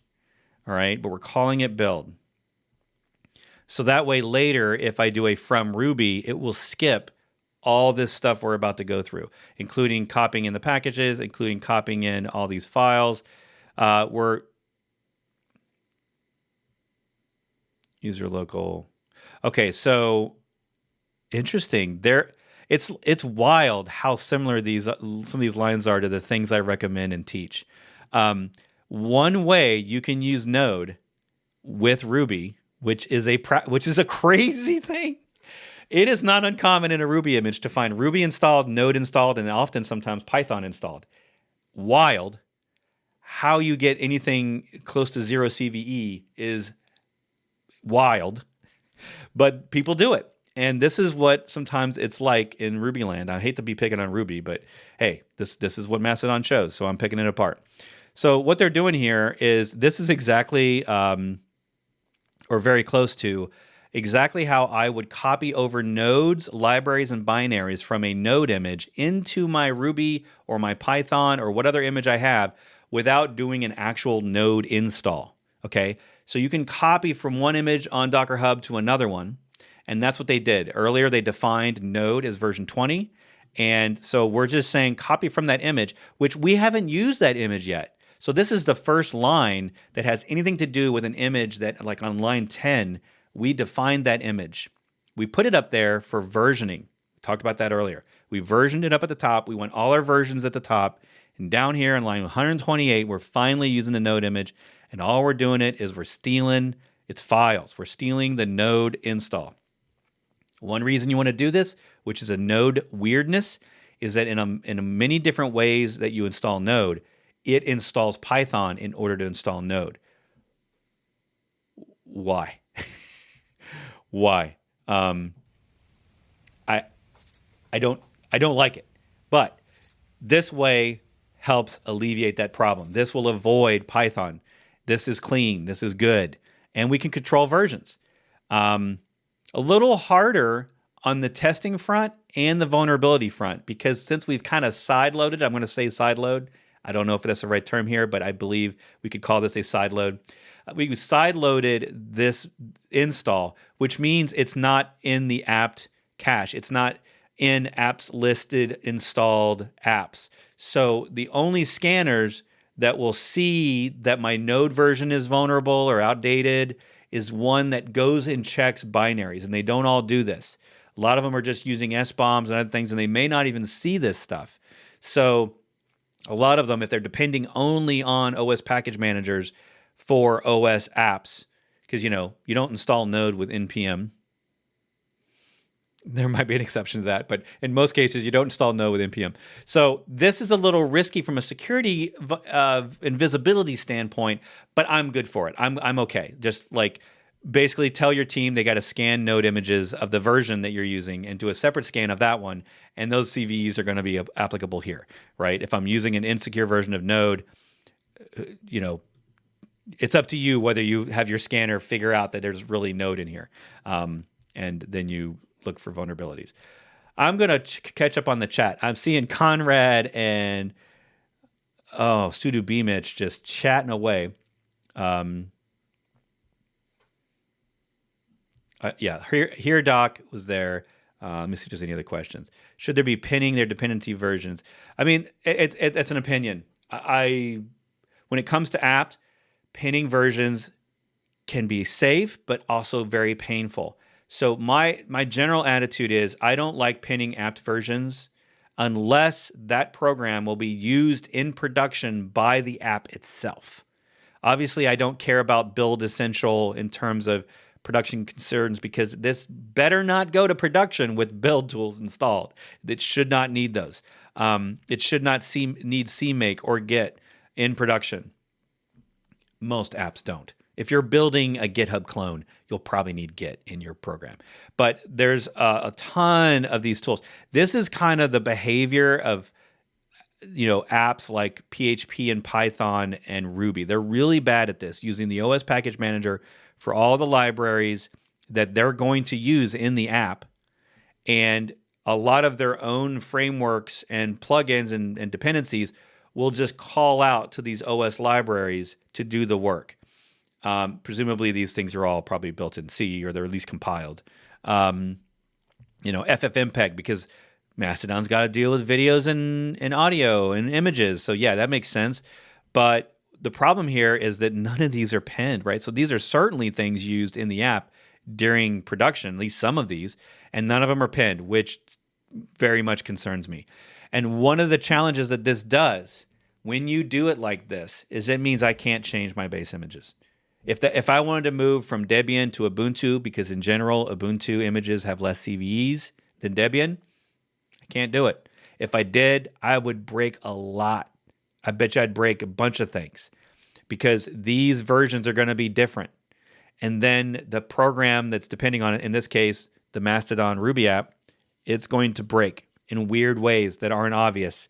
It may only break when you upload a video and then the video can't be transcoded. And that's because a version of this library in Ubuntu is maybe older than the one that was installed with the Debian base image. So there's all sorts of negative effects of using apt for your program. And so if these were just for building, if this was just for compiling, like some of this stuff, I don't care. Put all this stuff in, and then we're going to copy our source files out when we're done, and we're never going to see this stuff again in production.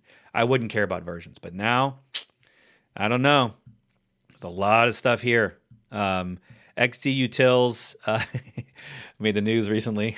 I now know what that does. It has compression libraries, I think, and stuff like that. So, yeah, and then a ton of libraries. We've obviously this is video 264, 265. I'm just guessing. I don't actually use a lot of these. JPEGs. So yeah, they're dealing with lots of image formats, video formats. It's nice that they have the comments in here, like why we need these. This is when I'm working with legacy teams that have all this history of all these dependencies, and we have no idea what these dependencies are for. At least in NPM, I can separate them out into dev dependencies and regular dependencies for production. At least I have some context. But here, I don't know when these or why these things are needed.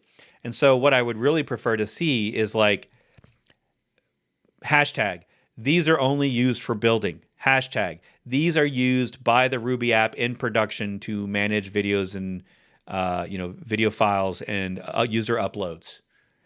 So they're needed. They're definitely not dev, even though they all say dev, they're definitely not needed for dev. They are needed also in production. I would want more context here because here's the reality. This project was started by someone made the first commit. And when people were building this, unfortunately, this file is like completely been regenerated, so I can't see who committed what line. So somehow this project has some bad GitHub Actions bot that just loves to rewrite files, which maybe it's doing that for it might be doing that for aligning lines, like taking out tabs, replacing with spaces and all that stuff. That's great, but then you also break a bunch of commit history. So I can't tell why CMake is needed or why SSL dev is needed, or even what this is even is. I don't know what that is. I don't know what that is. So the challenge is that given a project enough time, 5 years, no one's going to know why that's there. There's going to be maybe one person, and they had to fix a broken library because this thing needed a package update. Like it just gets really hard, and I just hate it. So when I'm working with a team, I would start having discussions around what can we do about this? Can we start leaning more on gems instead of OS packages? No, nothing. Okay, sorry. What if we start packaging some of these ourselves, building them, storing them in our own apt package manager on GitHub or, JFrog or something. And then we pin versions for production apps. And maybe, and then because I'm already looking at this image and I'm like, if this is the production version of Ruby that I'm using, they're using a slim image. I'm gonna be tempted to try to use an Alpine version or even better, a chain guard version. But I'm pretty sure I'm going to break everything when I do that. None of this app stuff's going to work in chain guard. None of it's going to work in Alpine. So now I'm like beholden to that slim image and all of the vulnerabilities that are going to come with it. It's going to come with hundreds of vulnerabilities, and I can't do anything about it. All right, moving on. We've heard enough of me ranting. We're almost half done.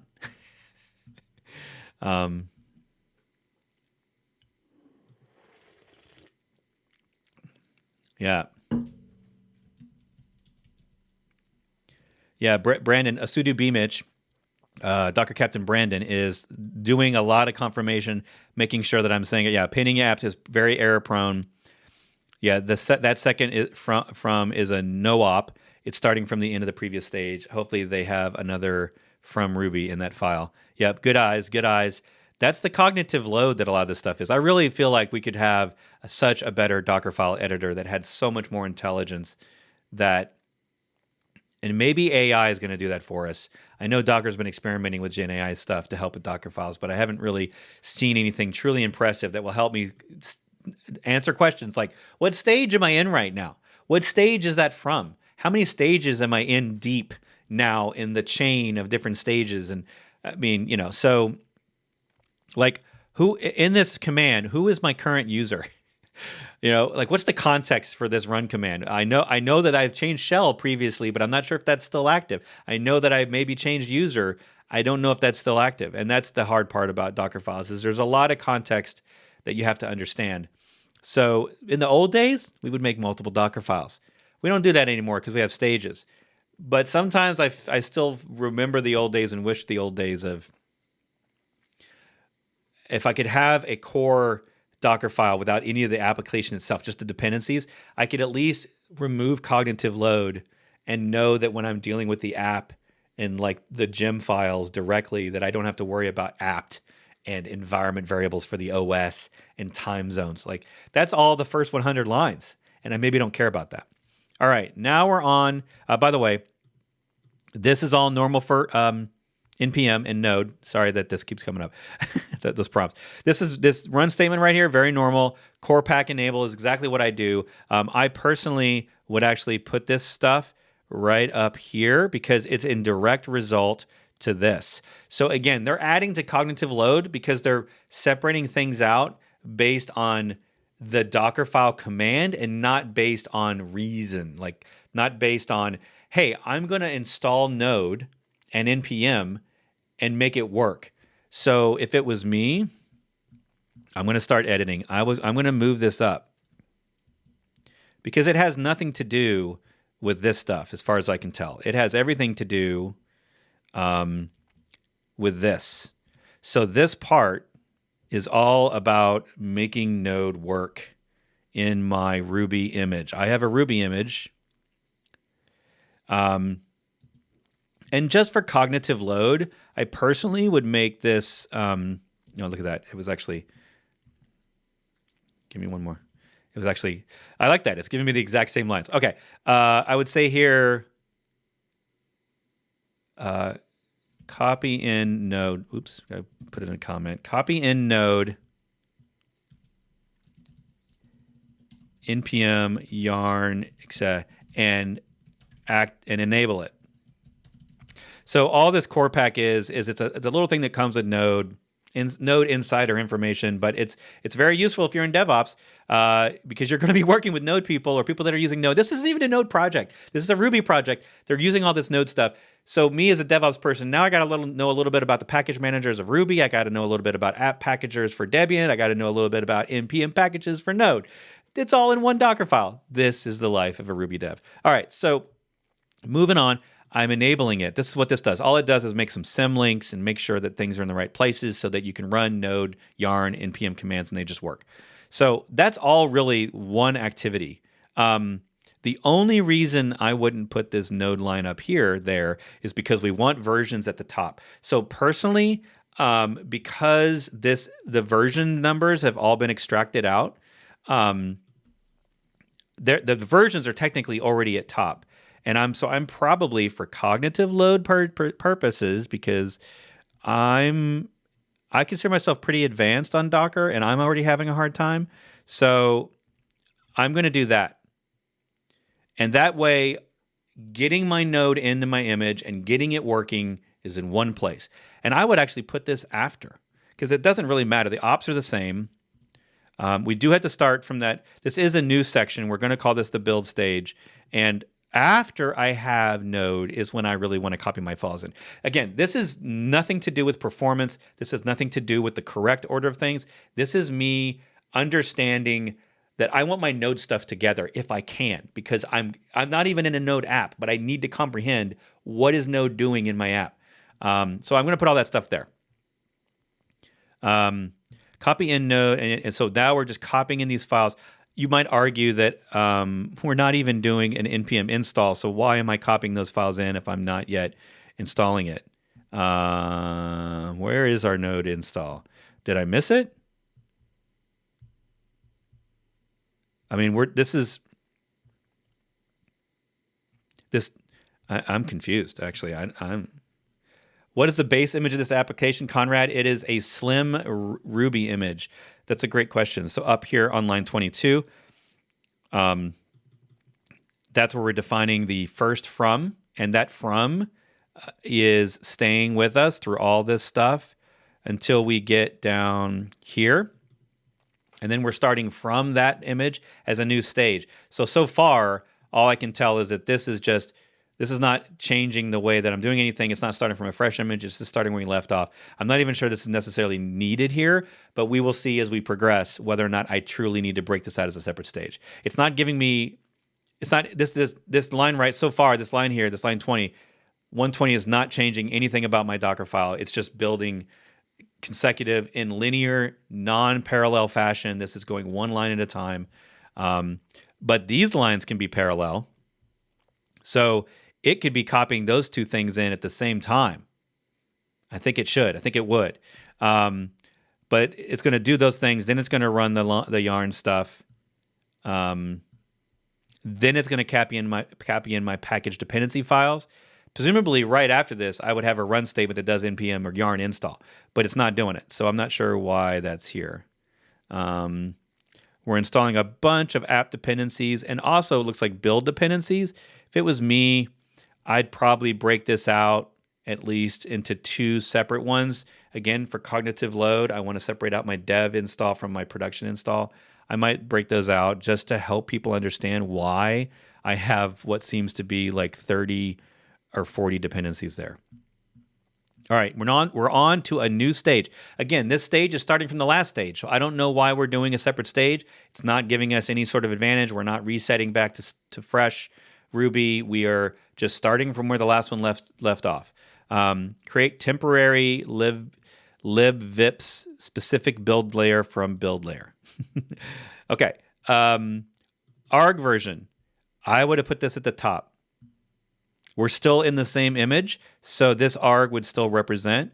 I don't like being on line 197 and seeing a version defined. I'd rather versions be defined, if at all possible, as high as possible in the image. I don't want someone to have to read 400 lines to make sure everything's correct and up to date. All right, we're going to download. We're going to download a binary. This is going to get good. This is where things get People sometimes mess this up, make it more complicated than it should. We're going to download from that URL. We're defining the URL. I don't know why. It's unlikely that URL would ever change, so I'm not sure why we're parameterizing it in a way that we're shortening this command, but now this command becomes unreadable because I don't know where it's coming from or where it's going to easily, because there's all these different environment variables. I don't tend to environment variable things or argument things that I never change. I just don't. I'd rather it be easier in line. So if we took every single URL or every single file, I could make that an argument. I could make every single one of these things an argument, and then where would we be? It'd be very hard to read, is what it would. It would look like a Helm chart. That's what it would look like. If you've ever looked at a Helm chart, they can get pretty complicated on their templating. So, all right, so we're defining the version. We are work during. Again, we haven't changed the user, so we're still operating as root. As far as I know, we're still rooting it. Everything's root. And if you're using apt, you still got to be root. So that's part of the problem with apt as well, is apt is going to require root. All right, we're curling this. First reason, I'm like, okay, do we need to curl? We could probably use add here and avoid the curl command. At least, let's use wget so we can avoid curl completely. Just get curl out of here. Take it out of this app and just use wget, which is way less vulnerabilities and bloat compared to the history of curl. Curl tends to, because it has so many things in it, it includes all these libraries in it. It's insane. I mean, I think like wget's like 5 meg and curl's a lot. It's like 50 or 60 megs worth of stuff. So it's like I think it's something like a 10x difference between using wget versus curl in an image. So I would say here, try to get wget, sorry. And if I can use wget, maybe I can use an add statement here, and then just that file that I need to get, which I can't even tell what it is. So I'd probably just do this and change that, and I wouldn't use versions. Versions are good. I like versions as parameters, but I probably would do that just because it's more readable. Now, one of the problems with this is that there's a lot of nuance here. Yeah, the node install comes from the copy. Yeah, we got that. That was a while ago. It'd be nice if there was a way to have a separate Dockerfile for all the node npm that can be included in the main application Dockerfile.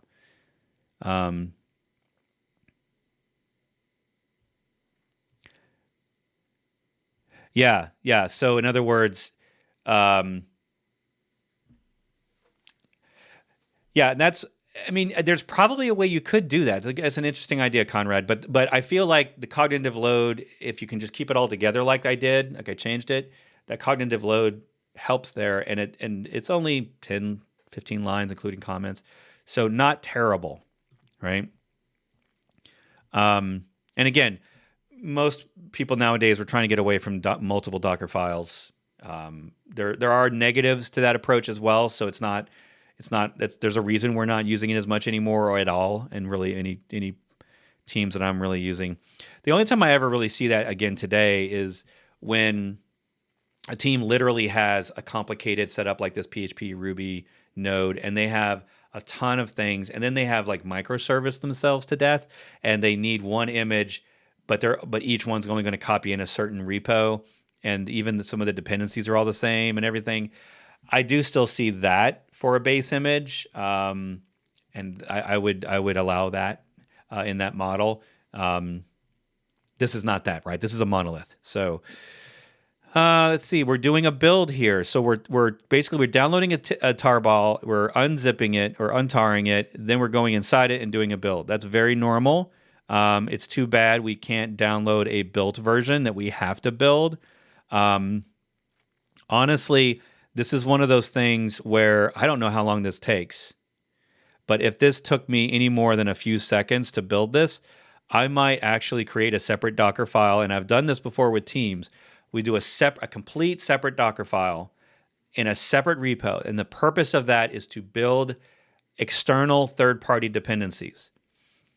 And so I don't know this is in a libvips, so this sounds like a very... it's a very OS-focused thing. It's universal. It's not something specific to their app. I don't know anything about it. But what I would probably do is if I had to build it, because there's no other way to get around it, I would build a multi-platform version of this in a separate repo, in a separate image. And what I do is I try to create a standard there where that Docker file is very short, and the only thing that's going to be in it when it's done, the only thing in it are the files needed that are the result of that build in the locations they need to be in, right? It's probably going to put files in user lib local or user local libvips. Like that's the directory is probably going to put it in.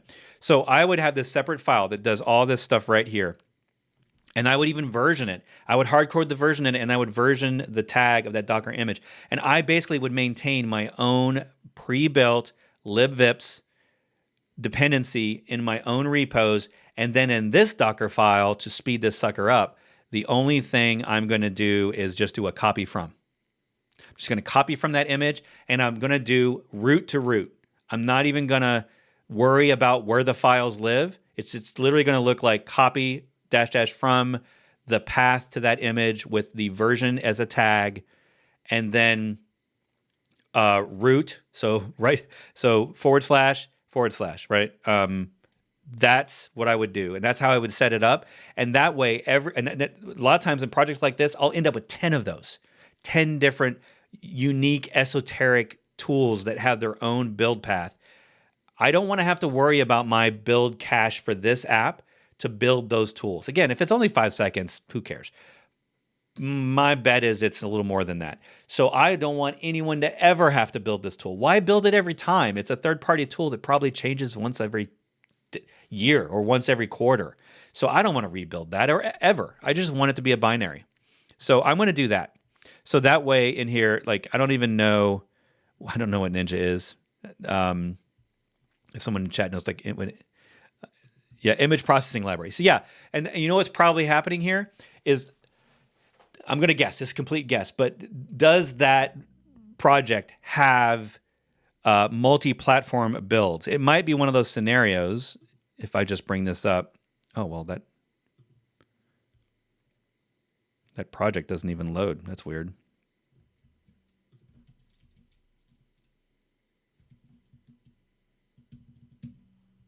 Oh, right, I can't load that URL.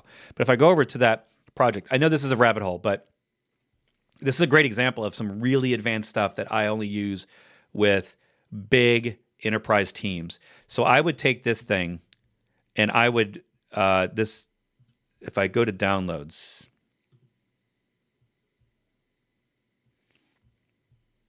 there you go. They give you the source. So it looks like they're not building it. Windows binaries. No, that's okay. So that looks like a binary. And I bet you it's Intel only. That's the problem, I bet, is the reason they have to build is because they're building multi-platform. This is a guess. This is just an intuitive guess. But I run into this all the time where I need something in my app.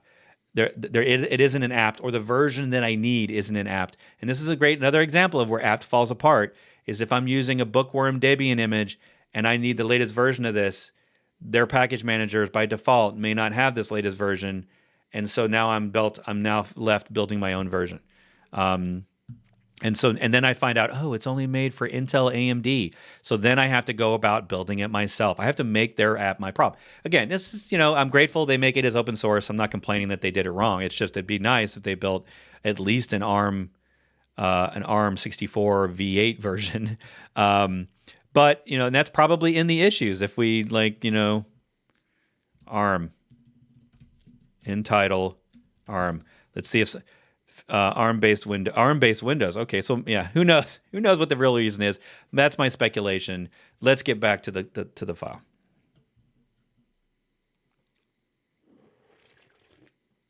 So look what I got here. So what I might do, and I'm gonna. This is what I do in Dockerfiles. I don't know what the standard is, but using a comment like fix me. I like using that, to do, fix me, other bug or broken or whatever. I can't remember all of them, but I have an extension called to-dos that actually, this is a VS Code extension, so that when I'm working, and this is usually like when I'm in the middle of a PR and I see things that I want to improve or whatever, I will do stuff like this, and then it shows up in this little to-do extension. If I go, where'd my extensions go? If you're curious about this one, just look up to-do tree. I've used this one for years. To-do tree. So that way I can use all of the common ones. Does it give me a list of the keywords that it looks for? Probably not. It looks like this one is just to do and fix me. Okay. I was kind of hoping it would do more than that, but that's fine. It's all the only two that I really use anyway. I don't think I put in bug. I think I put in fix me. It's not technically broken, so I might be nicer and just say to do. Notice it. See how it's cool. It changes to green instead of yellow. To do. Move this to a separate Docker file and just use copy on a pre-built package. So if I did that, then all of this goes away, right? The only thing I would be doing is I'd probably be doing a from, and then I'd define the image name, and then I would make it libvips, right? I would make it a friendly name as a from statement, and then I would do copy -- from libvips, and then just root. So // and then it would copy every single thing out of that image, because that image is going to be a scratch image, and the only thing in it is the purpose of having a built multi-platform image. So there's technically going to be 2 images for me, because I'll build ARM and AMD, ARM v8. I won't do v7 anymore. I'm tired of messing with v7 32-bit. So I'm going to have 2 different images in one manifest that's in one either Docker Hub repo, GitHub Action repo, wherever you want to put it, and I'm gonna just pull that in with a copy command. That's like super fast. That's got to be faster than this. That's approximately as fast as this one line. I don't even have to test it. I just know it's going to be approximately as fast as this one line, maybe as fast as these 2 lines, but certainly I'm not going to have to do all of this. Now, I don't know what inninja and inninja install is. I'd like to think that I don't have to do those at all either. So I might even be able to avoid some other build tools that needing to be installed, or installing Ninja or whatever. I might be able to do that. I might be able to avoid that stuff and simply put it in another image. And if I keep seeing more of this behavior, I'm going to definitely say that that's what they should be doing, is extract it out. But I can see in open source how you may not want to do that, because in open source, you don't really want to be a maintainer of more images that are from other projects that you then have to keep in separate repos and places. And people would expect to be using this and probably go to look for finding VIPs in their original repo. And so if you're keeping a copy of that as an artifact, it does add more overhead a little bit to the maintenance of your project. All right, we are now moving on to the next stage. This next stage is following from the last stage. So again, we have yet to actually need to move things between stages. They're just linear progression, stage after stage after stage. So I still don't know why they're doing stages here. It simply seems to me to be for organizational purposes, which is fine, but also makes me feel like it's a little confusing, because I feel like it doesn't actually reduce cognitive load for me. I don't know about for you. For me, this feels like it's adding more complexity, because now I'm having to remember, okay, we're from Ruby, then from Ruby to build, or, and from build to FFmpeg. But we're doing the same thing here. Oh, are we going to do the same thing? Oh, we're doing the same thing. We got a winner. We got a winner. So I'm officially going to recommend that this is the first thing I would do. I would pull both of these puppies out, and I'm just going to add this line down here. We're going to do that, and then we're going to do the same thing. This isn't even going to be a stage for me. This is going to be simply move this puppy to a different repo. I love Docker images as artifact storage. Docker now, in their latest version of Docker Desktop, lets you even back up volumes into Docker Hub or other registries, I guess, as image artifacts to store volumes. An image is just, we got Brendan on here. Brendan's like one of the foremost experts on registries and artifacts, and he's a part of the team that makes this cool shit work. And that's why I want to use this as storage for all these tools. So I would now maybe I'd have one repo with multiple tools listed in that repo if I was in GitHub. And this has been fun. We've been on for over 2 hours. I'm not sure how much my voice is going to keep going. So if I lose my voice, we're going to end this. But what I want, if I have the energy to do it, I'm going to finish this and see if I can't do a before after of the build time, like all the different techniques. And I'd love to do, if I have the time, I'd love to do sort of I took Mastodon and took it from 9 minutes and made it 5 minutes. Like, I'd love to be able to say that, because when I test this build locally, and of course now, I don't think we've really changed anything, but if I do a Docker build, and by the way, I'm going to use a depot build, so I don't have to use my local machine. So if you have depot.dev or Docker build cloud, Docker build cloud or depot. These are two outsourced image builders, and so I'm going to use depot. I'm just going to hack this together real quick. I wish the font in this was bigger. It's a little too big, but we'll try it. Depot build it may ask me. All right, so it's going to run. It's going to build this in the cloud. So, oops, see, I got an error. Look at that. Add requires at least 2 arguments, but only one was provided. Ooh. Which line? Did I already break something?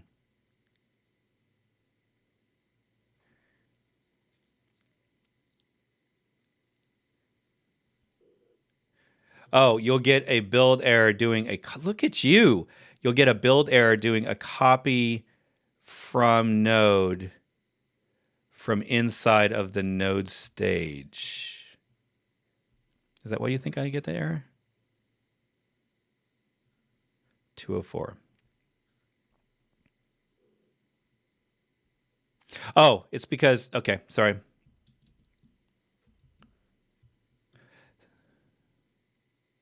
Yeah, I'd like to see a side-by-side comparison. Wouldn't we all? Wouldn't we all want me to spend hours more work on this? Yeah, we'll see. I'm hopeful that I can pull something off with a short amount of time here, and maybe not try to boil the ocean, but just throw in some heavy hitters. Really, I mean, one of the processes if you do, let's try that again. Is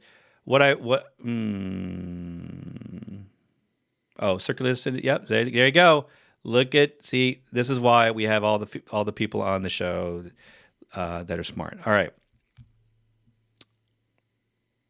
Should have had Brandon on the show. All right, copy from node. Okay. I see. Yeah. So it's in the node image.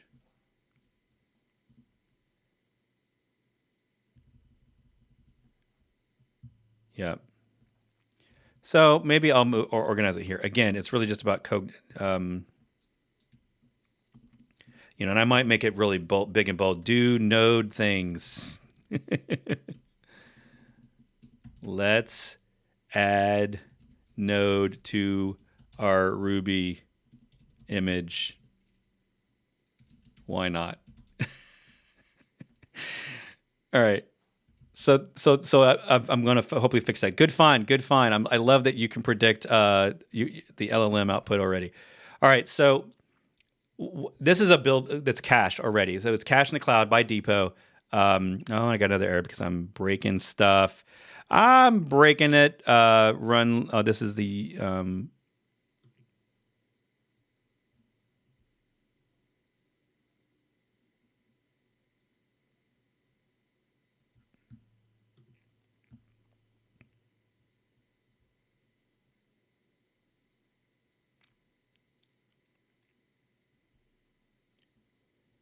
remove run. All right, I'm going to worry about that later because I want to get. I'm running out of time, and I want to get to these other things. So I changed the order of these things, and I broke it. Yay! I always do. But we are going down here, and we're adding these to 2 to-dos. So I'm going to make now 2 images. I'm going to have 2 other Docker files making 2 other images. I could technically, hear me out. I could technically keep this in this file and have these stages as stages that are not in any way from any of these other stages, right? Because when you build, you can always target a certain stage. And so I could technically keep all this here, define these to their own unique stages, starting from scratch. Well, I would end with scratch. And then I would just target those. But my preference is that that's probably going to add a lot of cognitive load, and it's going to make the Docker file longer. I mean, my goal here is not to make this file more than, it's already 400 some lines. I don't want to make it longer. So building this in a Debian image and then packaging it in a Scratch image to be available for me to use, I would prefer to just putting it in a separate Docker file, considering it a third-party self-hosted image. And so this would shrink. I would probably lose dozens of lines of code out of this app. And then I would just say here, this depends on a tool that we have to build ourselves for these reasons, like they don't provide multi-platform builds, or we have to build with sometimes you have to build with custom options or custom extensions or plugins to things. I get it, right? So you got to do that sometimes. So I would have this in a separate repo. I probably wouldn't put it in the Mastodon. I'd probably have it as like Mastodon dependencies repo, like Mastodon dash dependencies. I'd make a folder for each dependency, put a Docker file in there, and then I would build it with this very specific image name that would help me understand what it is and the tag of the version number that I'm building. And then in here, I would just copy it over. So I'm going to say, so all these lines would be going away. And now we have bundler, which is, by the way, here's another thing. Here is another thing, make. So using make, totally fine, totally normal. But they're using nproc, which is actually pretty slick. They're not just defaulting that they're using nproc. So they're going to get the number of processors that are available to this Docker image build, and then they're going to create jobs or threads for that build to improve speed. But here's the thing, especially in Ruby land, I'm not sure about make or what this make is doing, but when it comes to Ruby bundler, we'll see here in a minute. They probably have done this there. Yeah, so bundle install there. My own testing in the last few years has shown that you actually want more than the number of processors. Like I've been able to bump up the performance and speed of builds by taking this to as much as 2 or 3 times the number of cores that are represented. And so what I would want to do is I'd want to set this up as an environment variable that's actually times 2 or times 3. I would test that on my own machine and in my cloud builders. I would test changing the hard coding this number to something like, 10, and see if I can't make the build faster. I would do no cache builds, and I'd look at that one stage, that one step, and I'd watch the time inside a build kit to see, is it faster after I change this? Because it might be. And then if it is, I could leave it hard coded. I could maybe turn that into a math formula that runs at the command line to dynamically configure triple the amount of cores or double the amount of cores. I think when I was testing, it was maybe somewhere around 2x the cores or 1.5 to 2x the cores.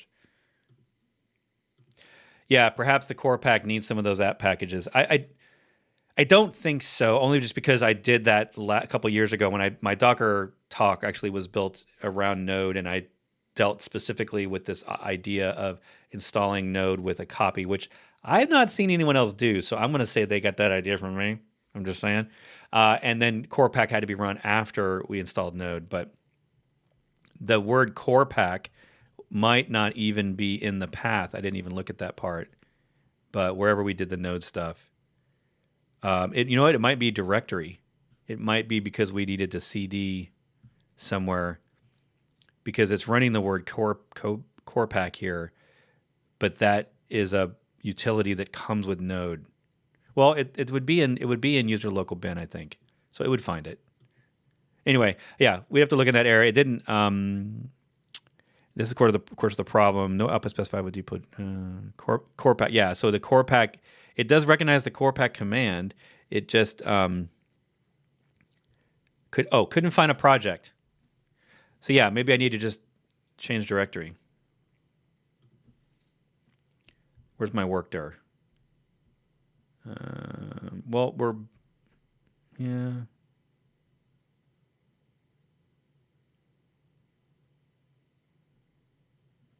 Yeah, that's a good point. Buildkit run just stages in parallel, making available in Well, so far this thing is mostly synchronous, or not synchronous, but linear. It doesn't. There's not a lot in here except for maybe some of these copy commands that might be run in parallel.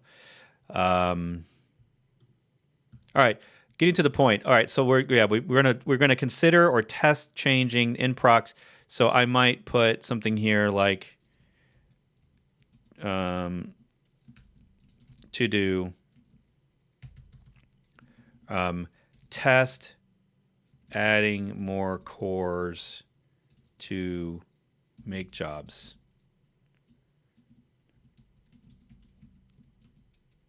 Flag above. So I might do that. as a to-do, and I would come down here and do the same thing down here under bundle.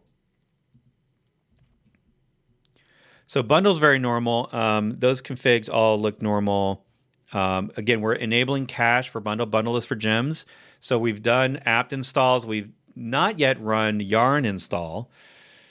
So I'm assuming that's coming eventually, but we have done bundle install here, and we're enabling cache for that at a different location. So the gem cache is there, and that all looks good.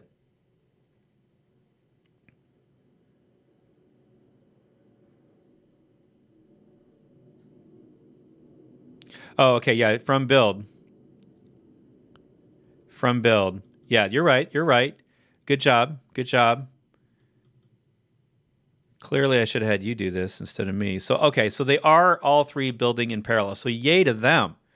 So, yeah, so what this means is if we could trace this out, we'd have the build base stage essentially. I don't know if I always like to try to call the first stage the base stage, just because it helps me understand that that's the one that everybody should start from. I guess build stage means, because this is as build, right? Means, yeah, this is from Ruby as build, which means that it has all the build tools. It also has a lot of what I would consider application dependencies, which I don't like, but it does have the build tools. So I would agree that maybe should be called build. And then we're parallelizing it. We're building libvips. We're building ffmpeg. We're building. We're not building now. Now we're installing, right? So I might even be a little bit more descript here and call this bundle install instead of bundler. I'd probably call it bundle-install, because I know I'm not installing bundler. I'm using bundler here. And we're getting the arg again because we're coming from build, even though I think build already has the arg in it. So I'm not sure entirely why I have to restate that. I feel like that should have come from the build stage already. We're copying in our gem files just like we copied in our npm files. And then we're mounting cache, and we're doing config. So this is setting a global config file. You can either store the file and then copy it in, which I've seen people do, a bundle config file, or this is the more appropriate. And I love that they're putting comments in for each one so that we know why we needed this, and that I don't have to be a bundle config global option expert, which who knows how many of those there are. Now we're on to yarn. We're finally getting to yarn. So what's weird is I don't feel like I needed any of the node stuff yet. So one of my questions would be, let's reorder this for cognitive load purposes and just keep the node stuff together if at all possible. Let's do bundle. We do the app stuff up top. Then we're doing some bundle. Then we're doing some node. Then we're probably building some static assets. And then we're probably copying everything into a minimal slim image without all the build dependencies. Who knows? We'll see. The plot thickens. We are 2/3 done. Call me virtual normal. He does this so much better. If I was doing this on the YouTube app, you could actually, on the YouTube app, it's pretty cool where you can say, have someone else on YouTube join me, and you can do it dynamically in real time. But I don't have that. And you're not here to work. You're just here to chat. So we're copying in all of these files, but I feel like we did this earlier. Like, I feel like we copied in node files earlier, didn't we? Copy package. Yeah, we copied in those. I don't know why we need to copy them again. We'll figure that out later, maybe.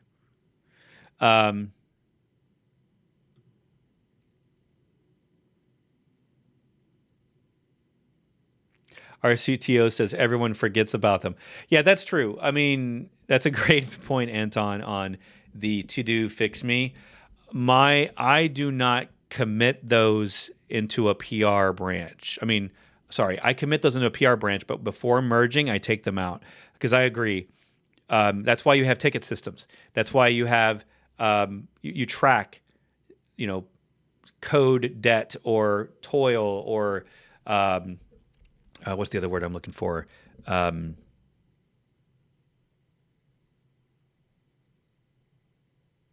I can't think of the word is blanking me. The things that I want to fix later that I'm putting off when I shouldn't. Someone in chat's going to remember what that is called. But you're right. I will not keep to do, but when I'm working on something this big, and I'm like, oh, this is going to take me hours. Like this PR is going to probably take me a week because I'm going to have to do lots of testing. I'm not going to get this right the first time. It's going to break, as you saw a while ago. I've broken the build twice already, and so I suspect that this would take me a good portion of a week to fully vet and be ready for PR review. And during that time, I need to track stuff that I'm doing. So that's what I use. So that way I can just bump over here and go, okay, I got 4 to-dos now in this Dockerfile. Cool. That's pretty cool. But you're right. I am not a fan of people permanently putting in to-dos and stuff like that. But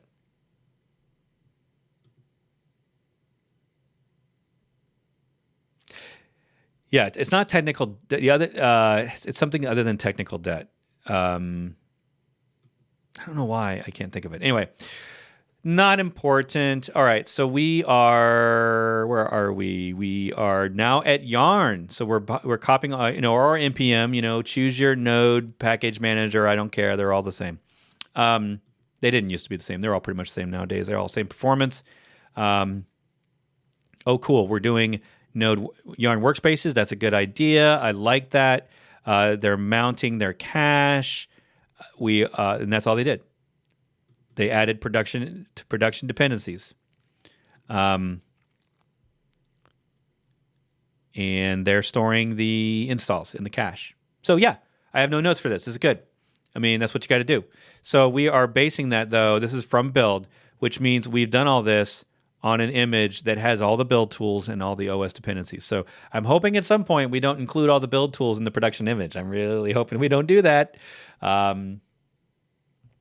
Create temporary assets. Build. From build as pre-compiler. Ooh, yeah, this is temporary assets build layer from. It says temporary assets. Are they temporary, though? We'll see. It's pre-compiler. So I'm copying in all the sources.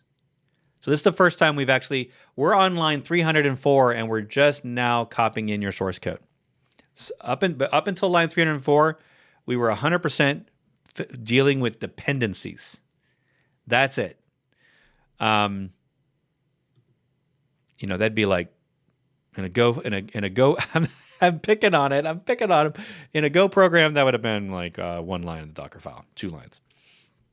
And here it's 300. Welcome to Ruby. Copy bundler and node packages from build layer into container. I'm picking on them because the reality is if you had a monolith app in Go, you'd have a lot of these same problems. You'd have to build assets. You'd probably need Node for that. I'm not enough of an expert to truly argue that point. So don't hate me. I'm just being fun. I'm clearly preferring my Golang. All right, so we're copying everything in from all these other images that until now haven't really met with each other. They haven't affected each other. They're all building in parallel, all these different dependencies, and now we're bringing it all together, and this is awesome. I have this exact thing in my Docker files for big advanced projects. I have a whole bunch of stuff going on with dependencies, and I might even build dependencies like with npm on the source code, and then I do this final copying of all the different parts, and this can all work concurrently. As far as I can tell, all these different lines should actually be running at the same time inside of buildkit. And so we're copying in the things we built. We're copying in all the things we installed with bundler. We're copying in all the things we installed with Yarn. And then in the same image, we're calling the pre-compiler. We're doing an LD config. We're doing a bundle exec Rails assets precompile. I am a little familiar with this. I'm not claiming to be a Ruby expert, but I do have to work with a lot of Ruby teams over the years on improving their Rails execs. Where I prefer, honestly. I mean, they're kind of going easy mode here, where they're doing all this as root. I personally try to get out of root as soon as possible. So usually when you'll see in my Docker files, and maybe I don't need to do this, but I like to. As soon as I'm done with app dependencies, I go hard into least privileged user. I want everything installed, and I want all, because they're doing all this stuff as root, which means they're creating a bunch of files that are going to have to be chowned later. I'd rather skip that step, especially if you've got thousands or even tens of thousands or even hundreds of thousands of files to deal with. That chown's going to take a while, and I'm waiting for it. I don't know for certain that it's going to be a problem, but I'm waiting for it because I'm thinking you're hopefully not running all this as root, but you're making all these files with root privileges, root permissions. So we're going to see.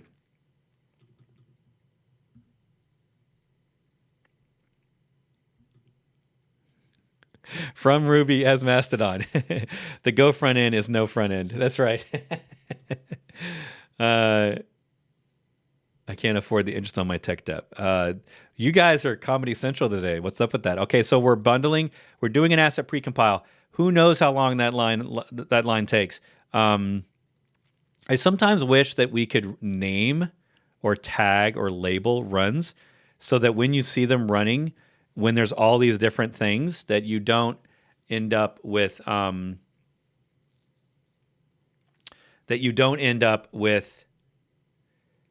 a run command that you have to interpret in the build errors or in the build log. I really wish I could just say bundle exec precompile, and that's what you see, because when it errors out, it's always cryptic to try to figure out which of these lines was the line that created the problem, and hopefully the error message helps you. Our most recent error message did help us. It was actually pretty helpful. It let us know that the core pack command line wasn't working, and then it told me why it wasn't working, because it couldn't find the project. So that was a great error in the build. They're not all like that. So this exec Rails assets precompile could honestly be, it could take 10 minutes. I don't know what it's going to do. If I go and look inside of my Rails, I feel like this is going down a rabbit hole. I might really regret it. So you've got to go deep. You got to kind of dig down through the Ruby files to find out exactly what assets precompile is doing. It's probably doing it in a specific subdirectory.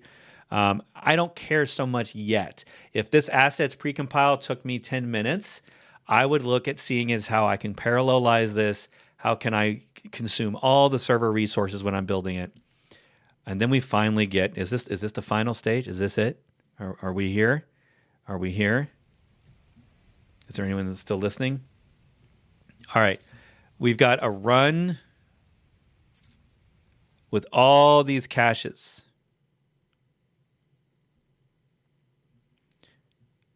Inside here, we're adding all these caches, which is a little scary. So we're apt, core pack, and yarn. So we're bringing them all back. We're starting fresh. This is a brand new, fresh image. And now look, okay, here we go. We're installing all of these things that are production only. This is basically what looks like to be the list from the very top minus the build utilities and things like get and curl and wget and make and all that stuff. So this looks like just the libraries that we're going to need. Non-dev versions of necessary components. That's also a key thing here. You don't see the -dev on all of them, and they've categorized them, so it's nice. I have no notes here. If you're living in a programming language world that you have to rely on app dependencies or yum dependencies or APK dependencies, you got to do what you got to do. So we are essentially what I've noticed we're doing here is there's probably room for optimization here where we're installing things twice. We're installing things once for the build and then again for production.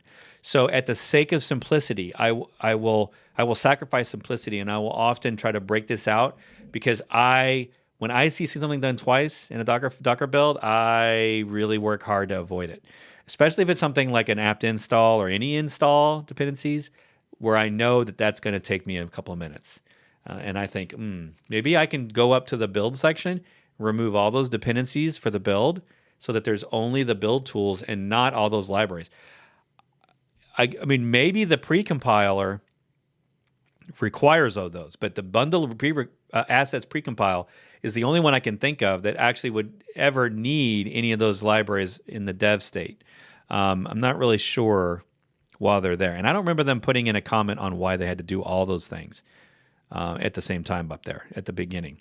They're doing more Hadoop lints, ignoring, which is good. They've clearly, I mean, DL, if we just look that up, DL, I wish I had a Hadoop lint. If I brought in not GitHub Actions, if I brought in chat, what is DL 3008?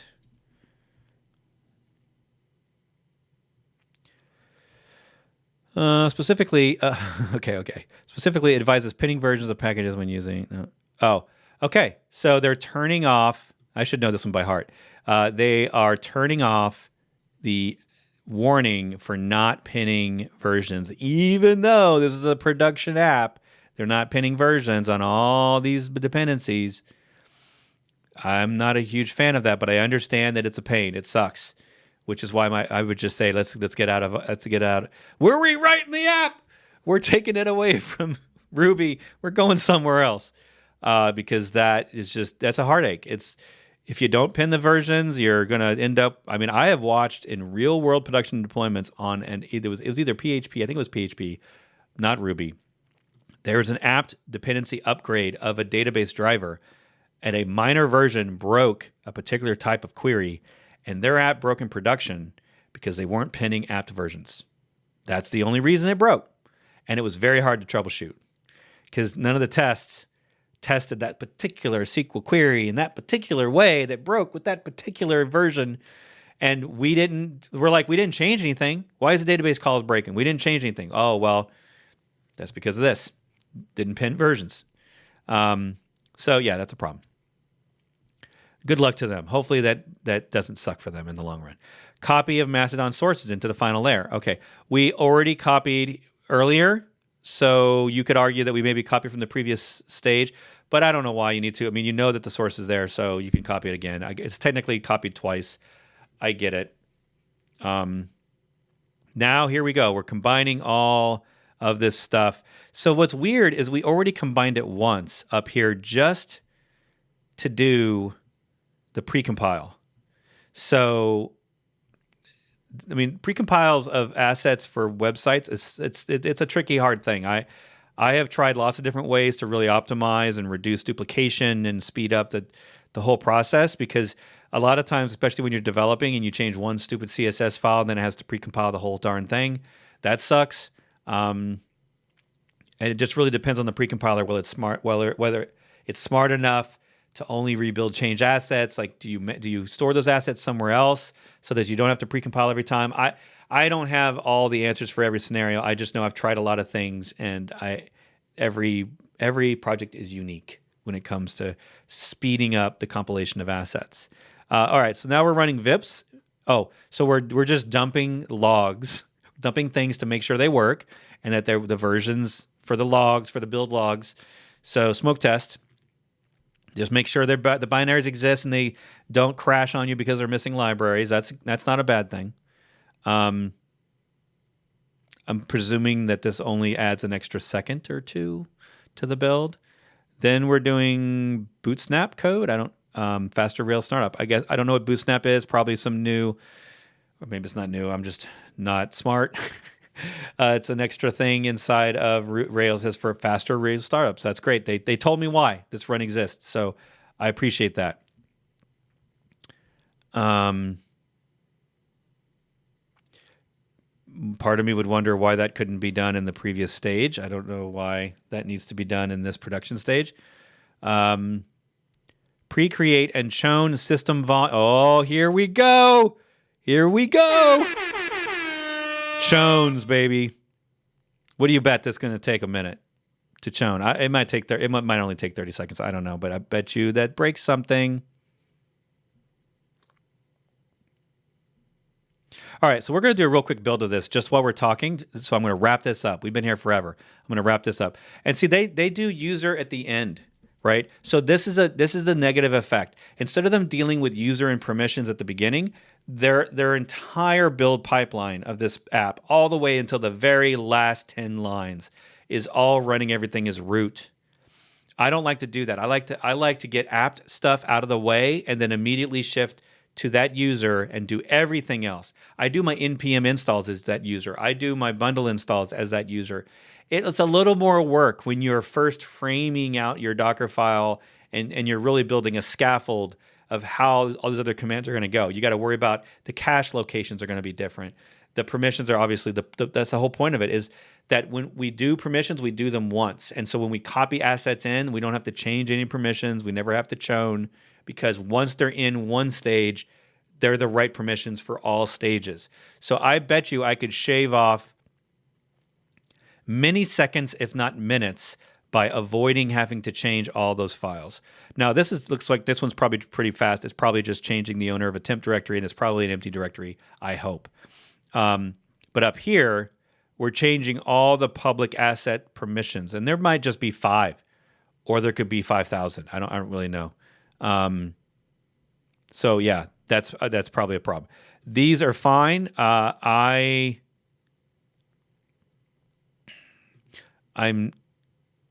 There's no command here. So I think what they're doing, and this is a best practice, my own best practice, is they're relying on the base Ruby images command.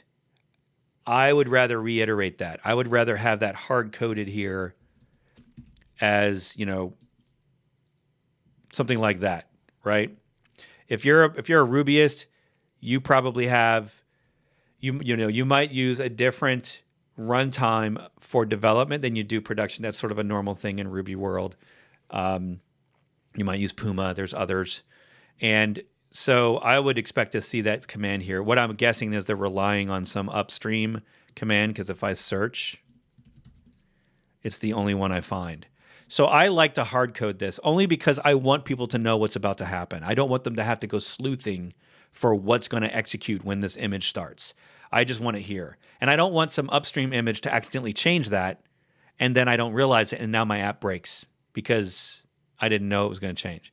So, I mean, to me, the most important thing of an image is how does it start the application? I want to know that. I want to be able to look at this and go, well, for example, in Puma, it does have a config file, so we probably specify threads or cores or max memory. There's probably some settings in there for that. I often like to hard code things in here instead of using config files, but they have, by the way, this AI filled this out. I have no idea what they're using. If they're not, they haven't installed Puma, so they're probably not using Puma.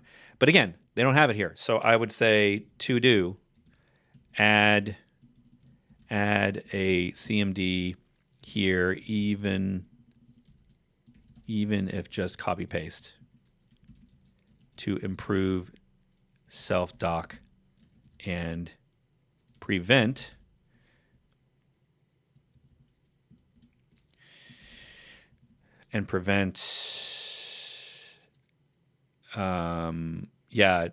upstream changes from breaking. Thanks, AI. That's exactly what I was trying to say. So I would add a CMD here. That's a bad example. I really don't know if that's going to work.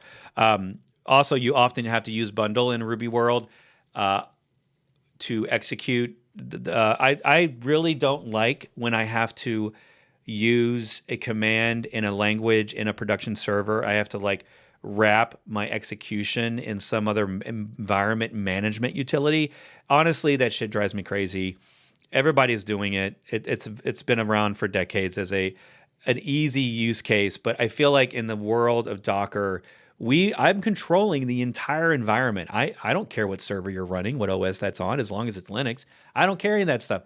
I know what's in my container. I know exactly how I want it to run. I don't want to leave that up to guesswork. So I don't like necessarily running things like this, only because sometimes they don't control signals. Like Node, npm does not do signaling. So you have to run teeny in it. There's still some extra effects. And then what you see in the processes is npm's running Node. And so you see this sub-process effect, which means you have to probably run teeny. I just want to run Ruby directly. And if there's environments that need to be set, I want to set that environment before it. I don't want, now, man, maybe bundle is fancy enough when it execs that it actually forks the process so that it's running and then it ends in the background. I don't know. I'm not judging it here. I'm just saying I really don't like it when I wrap the final production executable like a Ruby binary or a Python binary. I'd really prefer not to wrap that in some other environment management utility, because I find it creates problems at scale of figuring out what's, is it bundle that caused the app to fail launching? What is it? Is it the options on the command? I'd really, if it was really me, I'd either, if we were using Puma, I'd say we'd run Puma directly, or we run Ruby directly, and maybe we point them to a config file, or maybe we just hard code environment variables, or maybe we import the environment file, whatever.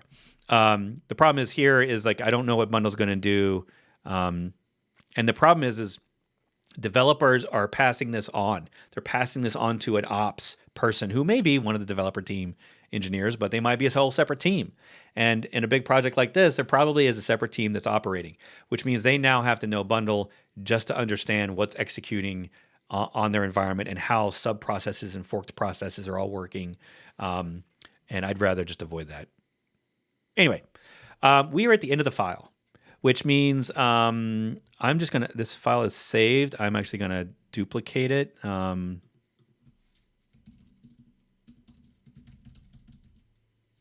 Call it Bret's Dockerfile. And then I'm just going to undo all those changes. And then we're going to do that quick. I should have done this at the very beginning of the show, but I will put it at the end. And then maybe someday when my editor turns this into something useful, we'll put this at the beginning. So what I'm looking for here is stages, or really steps in my build that take more. Well, let's just say I would love to be able to sort this by time, so I can look at the big heavy hitters.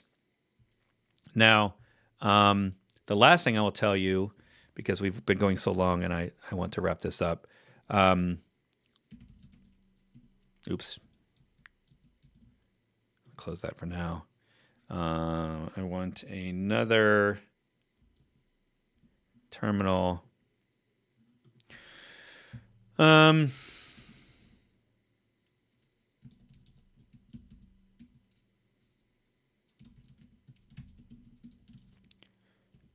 So I just wanted to write some notes here on my pillars of focus when I work with a team and they're like, we need to improve our Docker files.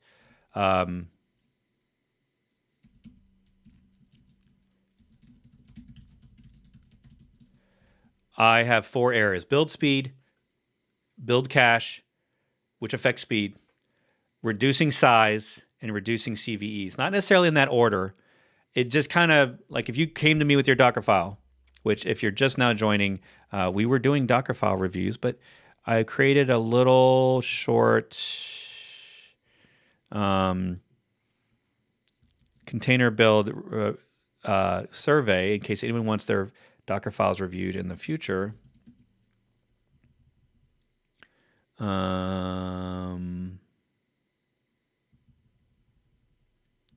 This form, I'm going to put this in chat. So if you ever want anything to be reviewed by me on air, I will do that for free, and I will be kind, and I will have notes. And then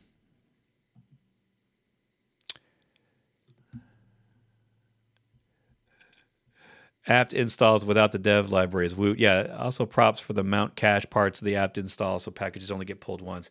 Yeah, especially because they're installing it twice, right? I'd really prefer that the apt installs are only once, but I get if you need the devs, and I don't know why they do. Maybe they need devs for the compile, I guess. Hero's approach to pinning Debian packages is to pin the entire repo to a date using a special mirror, rather than trying to pin every package and those package dependencies. Okay. Using a special mirror. So I guess what he's doing is something similar to like a separate Docker file that does all the apt, and that image stays persistent as a from image in your app image. Because I always consider that as sort of the legacy approach. to Dockerfile building. But I did argue that earlier, if you were someone who was microservicing or whatever, and you had a bunch of different projects that were all just adding source code to the same dependency tree, that you could separate it out to different Docker files, and that makes sense. And then you have sort of a golden image of your Ruby app with all the standard dependencies and buildkit, build tools, and all that. And then I've noticed that happening, especially when I see monolith apps and they're trying to break out different parts of their monolith. So they're actually probably still using the same repo, but separating out parts into different subdirectories, but still using the same gem files, because they just kind of want all the packages and dependencies available, but they're going to break out everything into their own start Ruby file, server.rb or whatever, or index.rb. I'm not sure what the default Ruby file is. I kind of always thought that was a unique use case, but I don't try to shove it on people. It's interesting that that he's doing that. Those chones are for empty directories, ones that were just created. Lines 404 creates the directory that was choned on 405. Defining an entry point undefines any pre-existing. It's funny you say that. Guessing CMD is set in the compose file. It's funny you say that because I knew my head was telling me like an entry point resets it resets it. But I didn't think about that they have to use compose.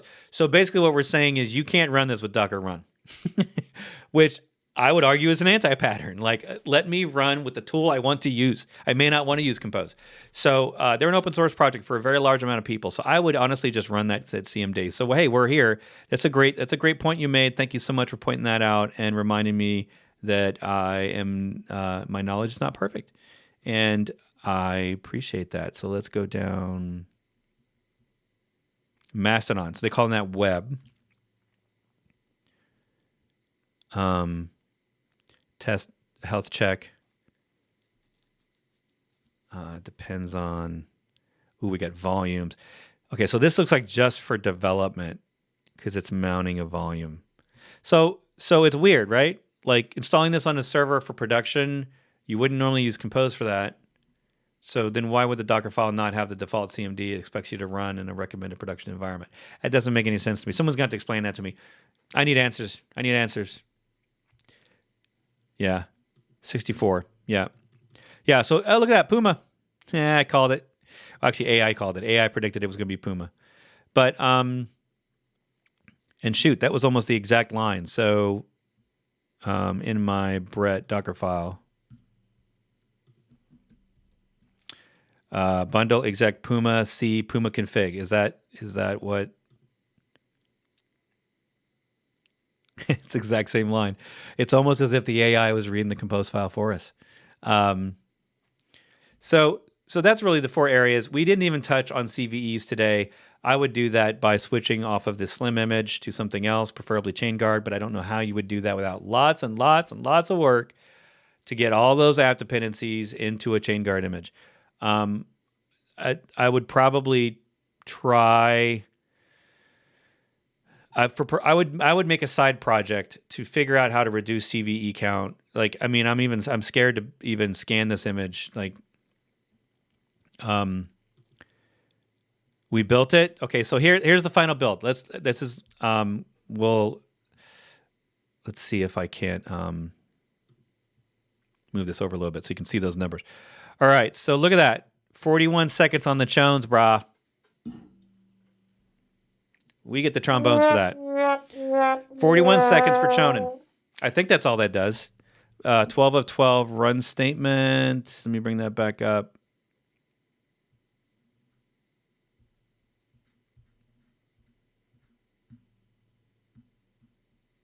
Alphabetical, Brett. Alphabetical. So that statement right there takes 40-some seconds only for choning. Yeah, see, I think this is from assets. So the assets are built with root. They have all the wrong permissions, and then they're copied. Public, yeah, copy from pre-compiler, the public assets and the public packs, whatever that is, more assets. And then down here, we're choning every single file that was copied over there. why didn't we chown with this copy? At least we could do it all as one action. Like, so, you know, in the Bret Dockerfile, let's look at that one. I would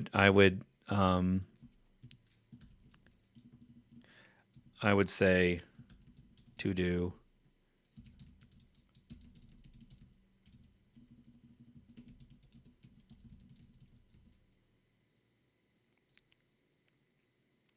or user plus workdir. Yeah. So that's 41 seconds that I can probably turn into near zero. So that's a good one. Okay, so this one, I think this might be the asset build, the 71 seconds on asset build in the pre-compiler. Yarn, 13-second yarn install, I bet. So that's not too bad. Not too bad at all for an npm yarn install.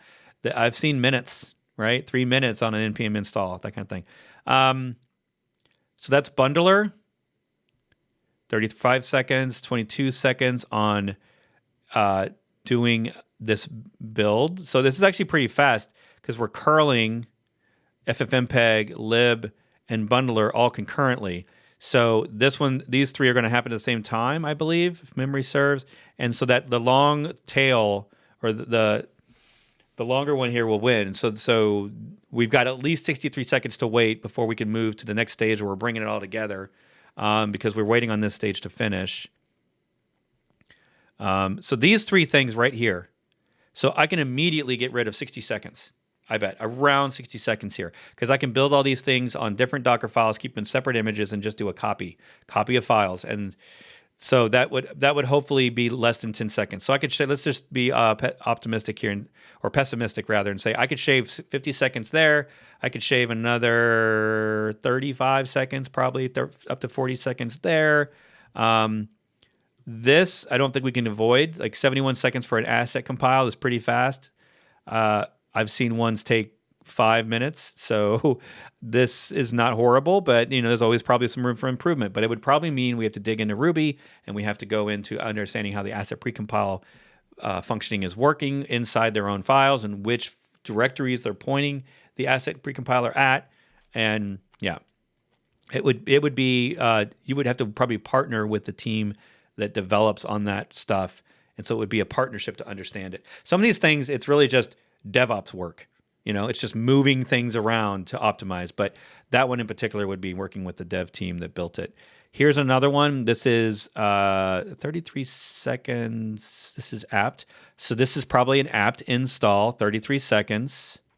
We already did later another apt install. I'm not sure where that's at. Because there's multiple apt installs, so we'd have to find those. So there's 33 seconds there, not horrible. The Ruby, so this is another apt install, I bet. 10 seconds for that one. And then this build, another apt install, 18 seconds. This is another apt related.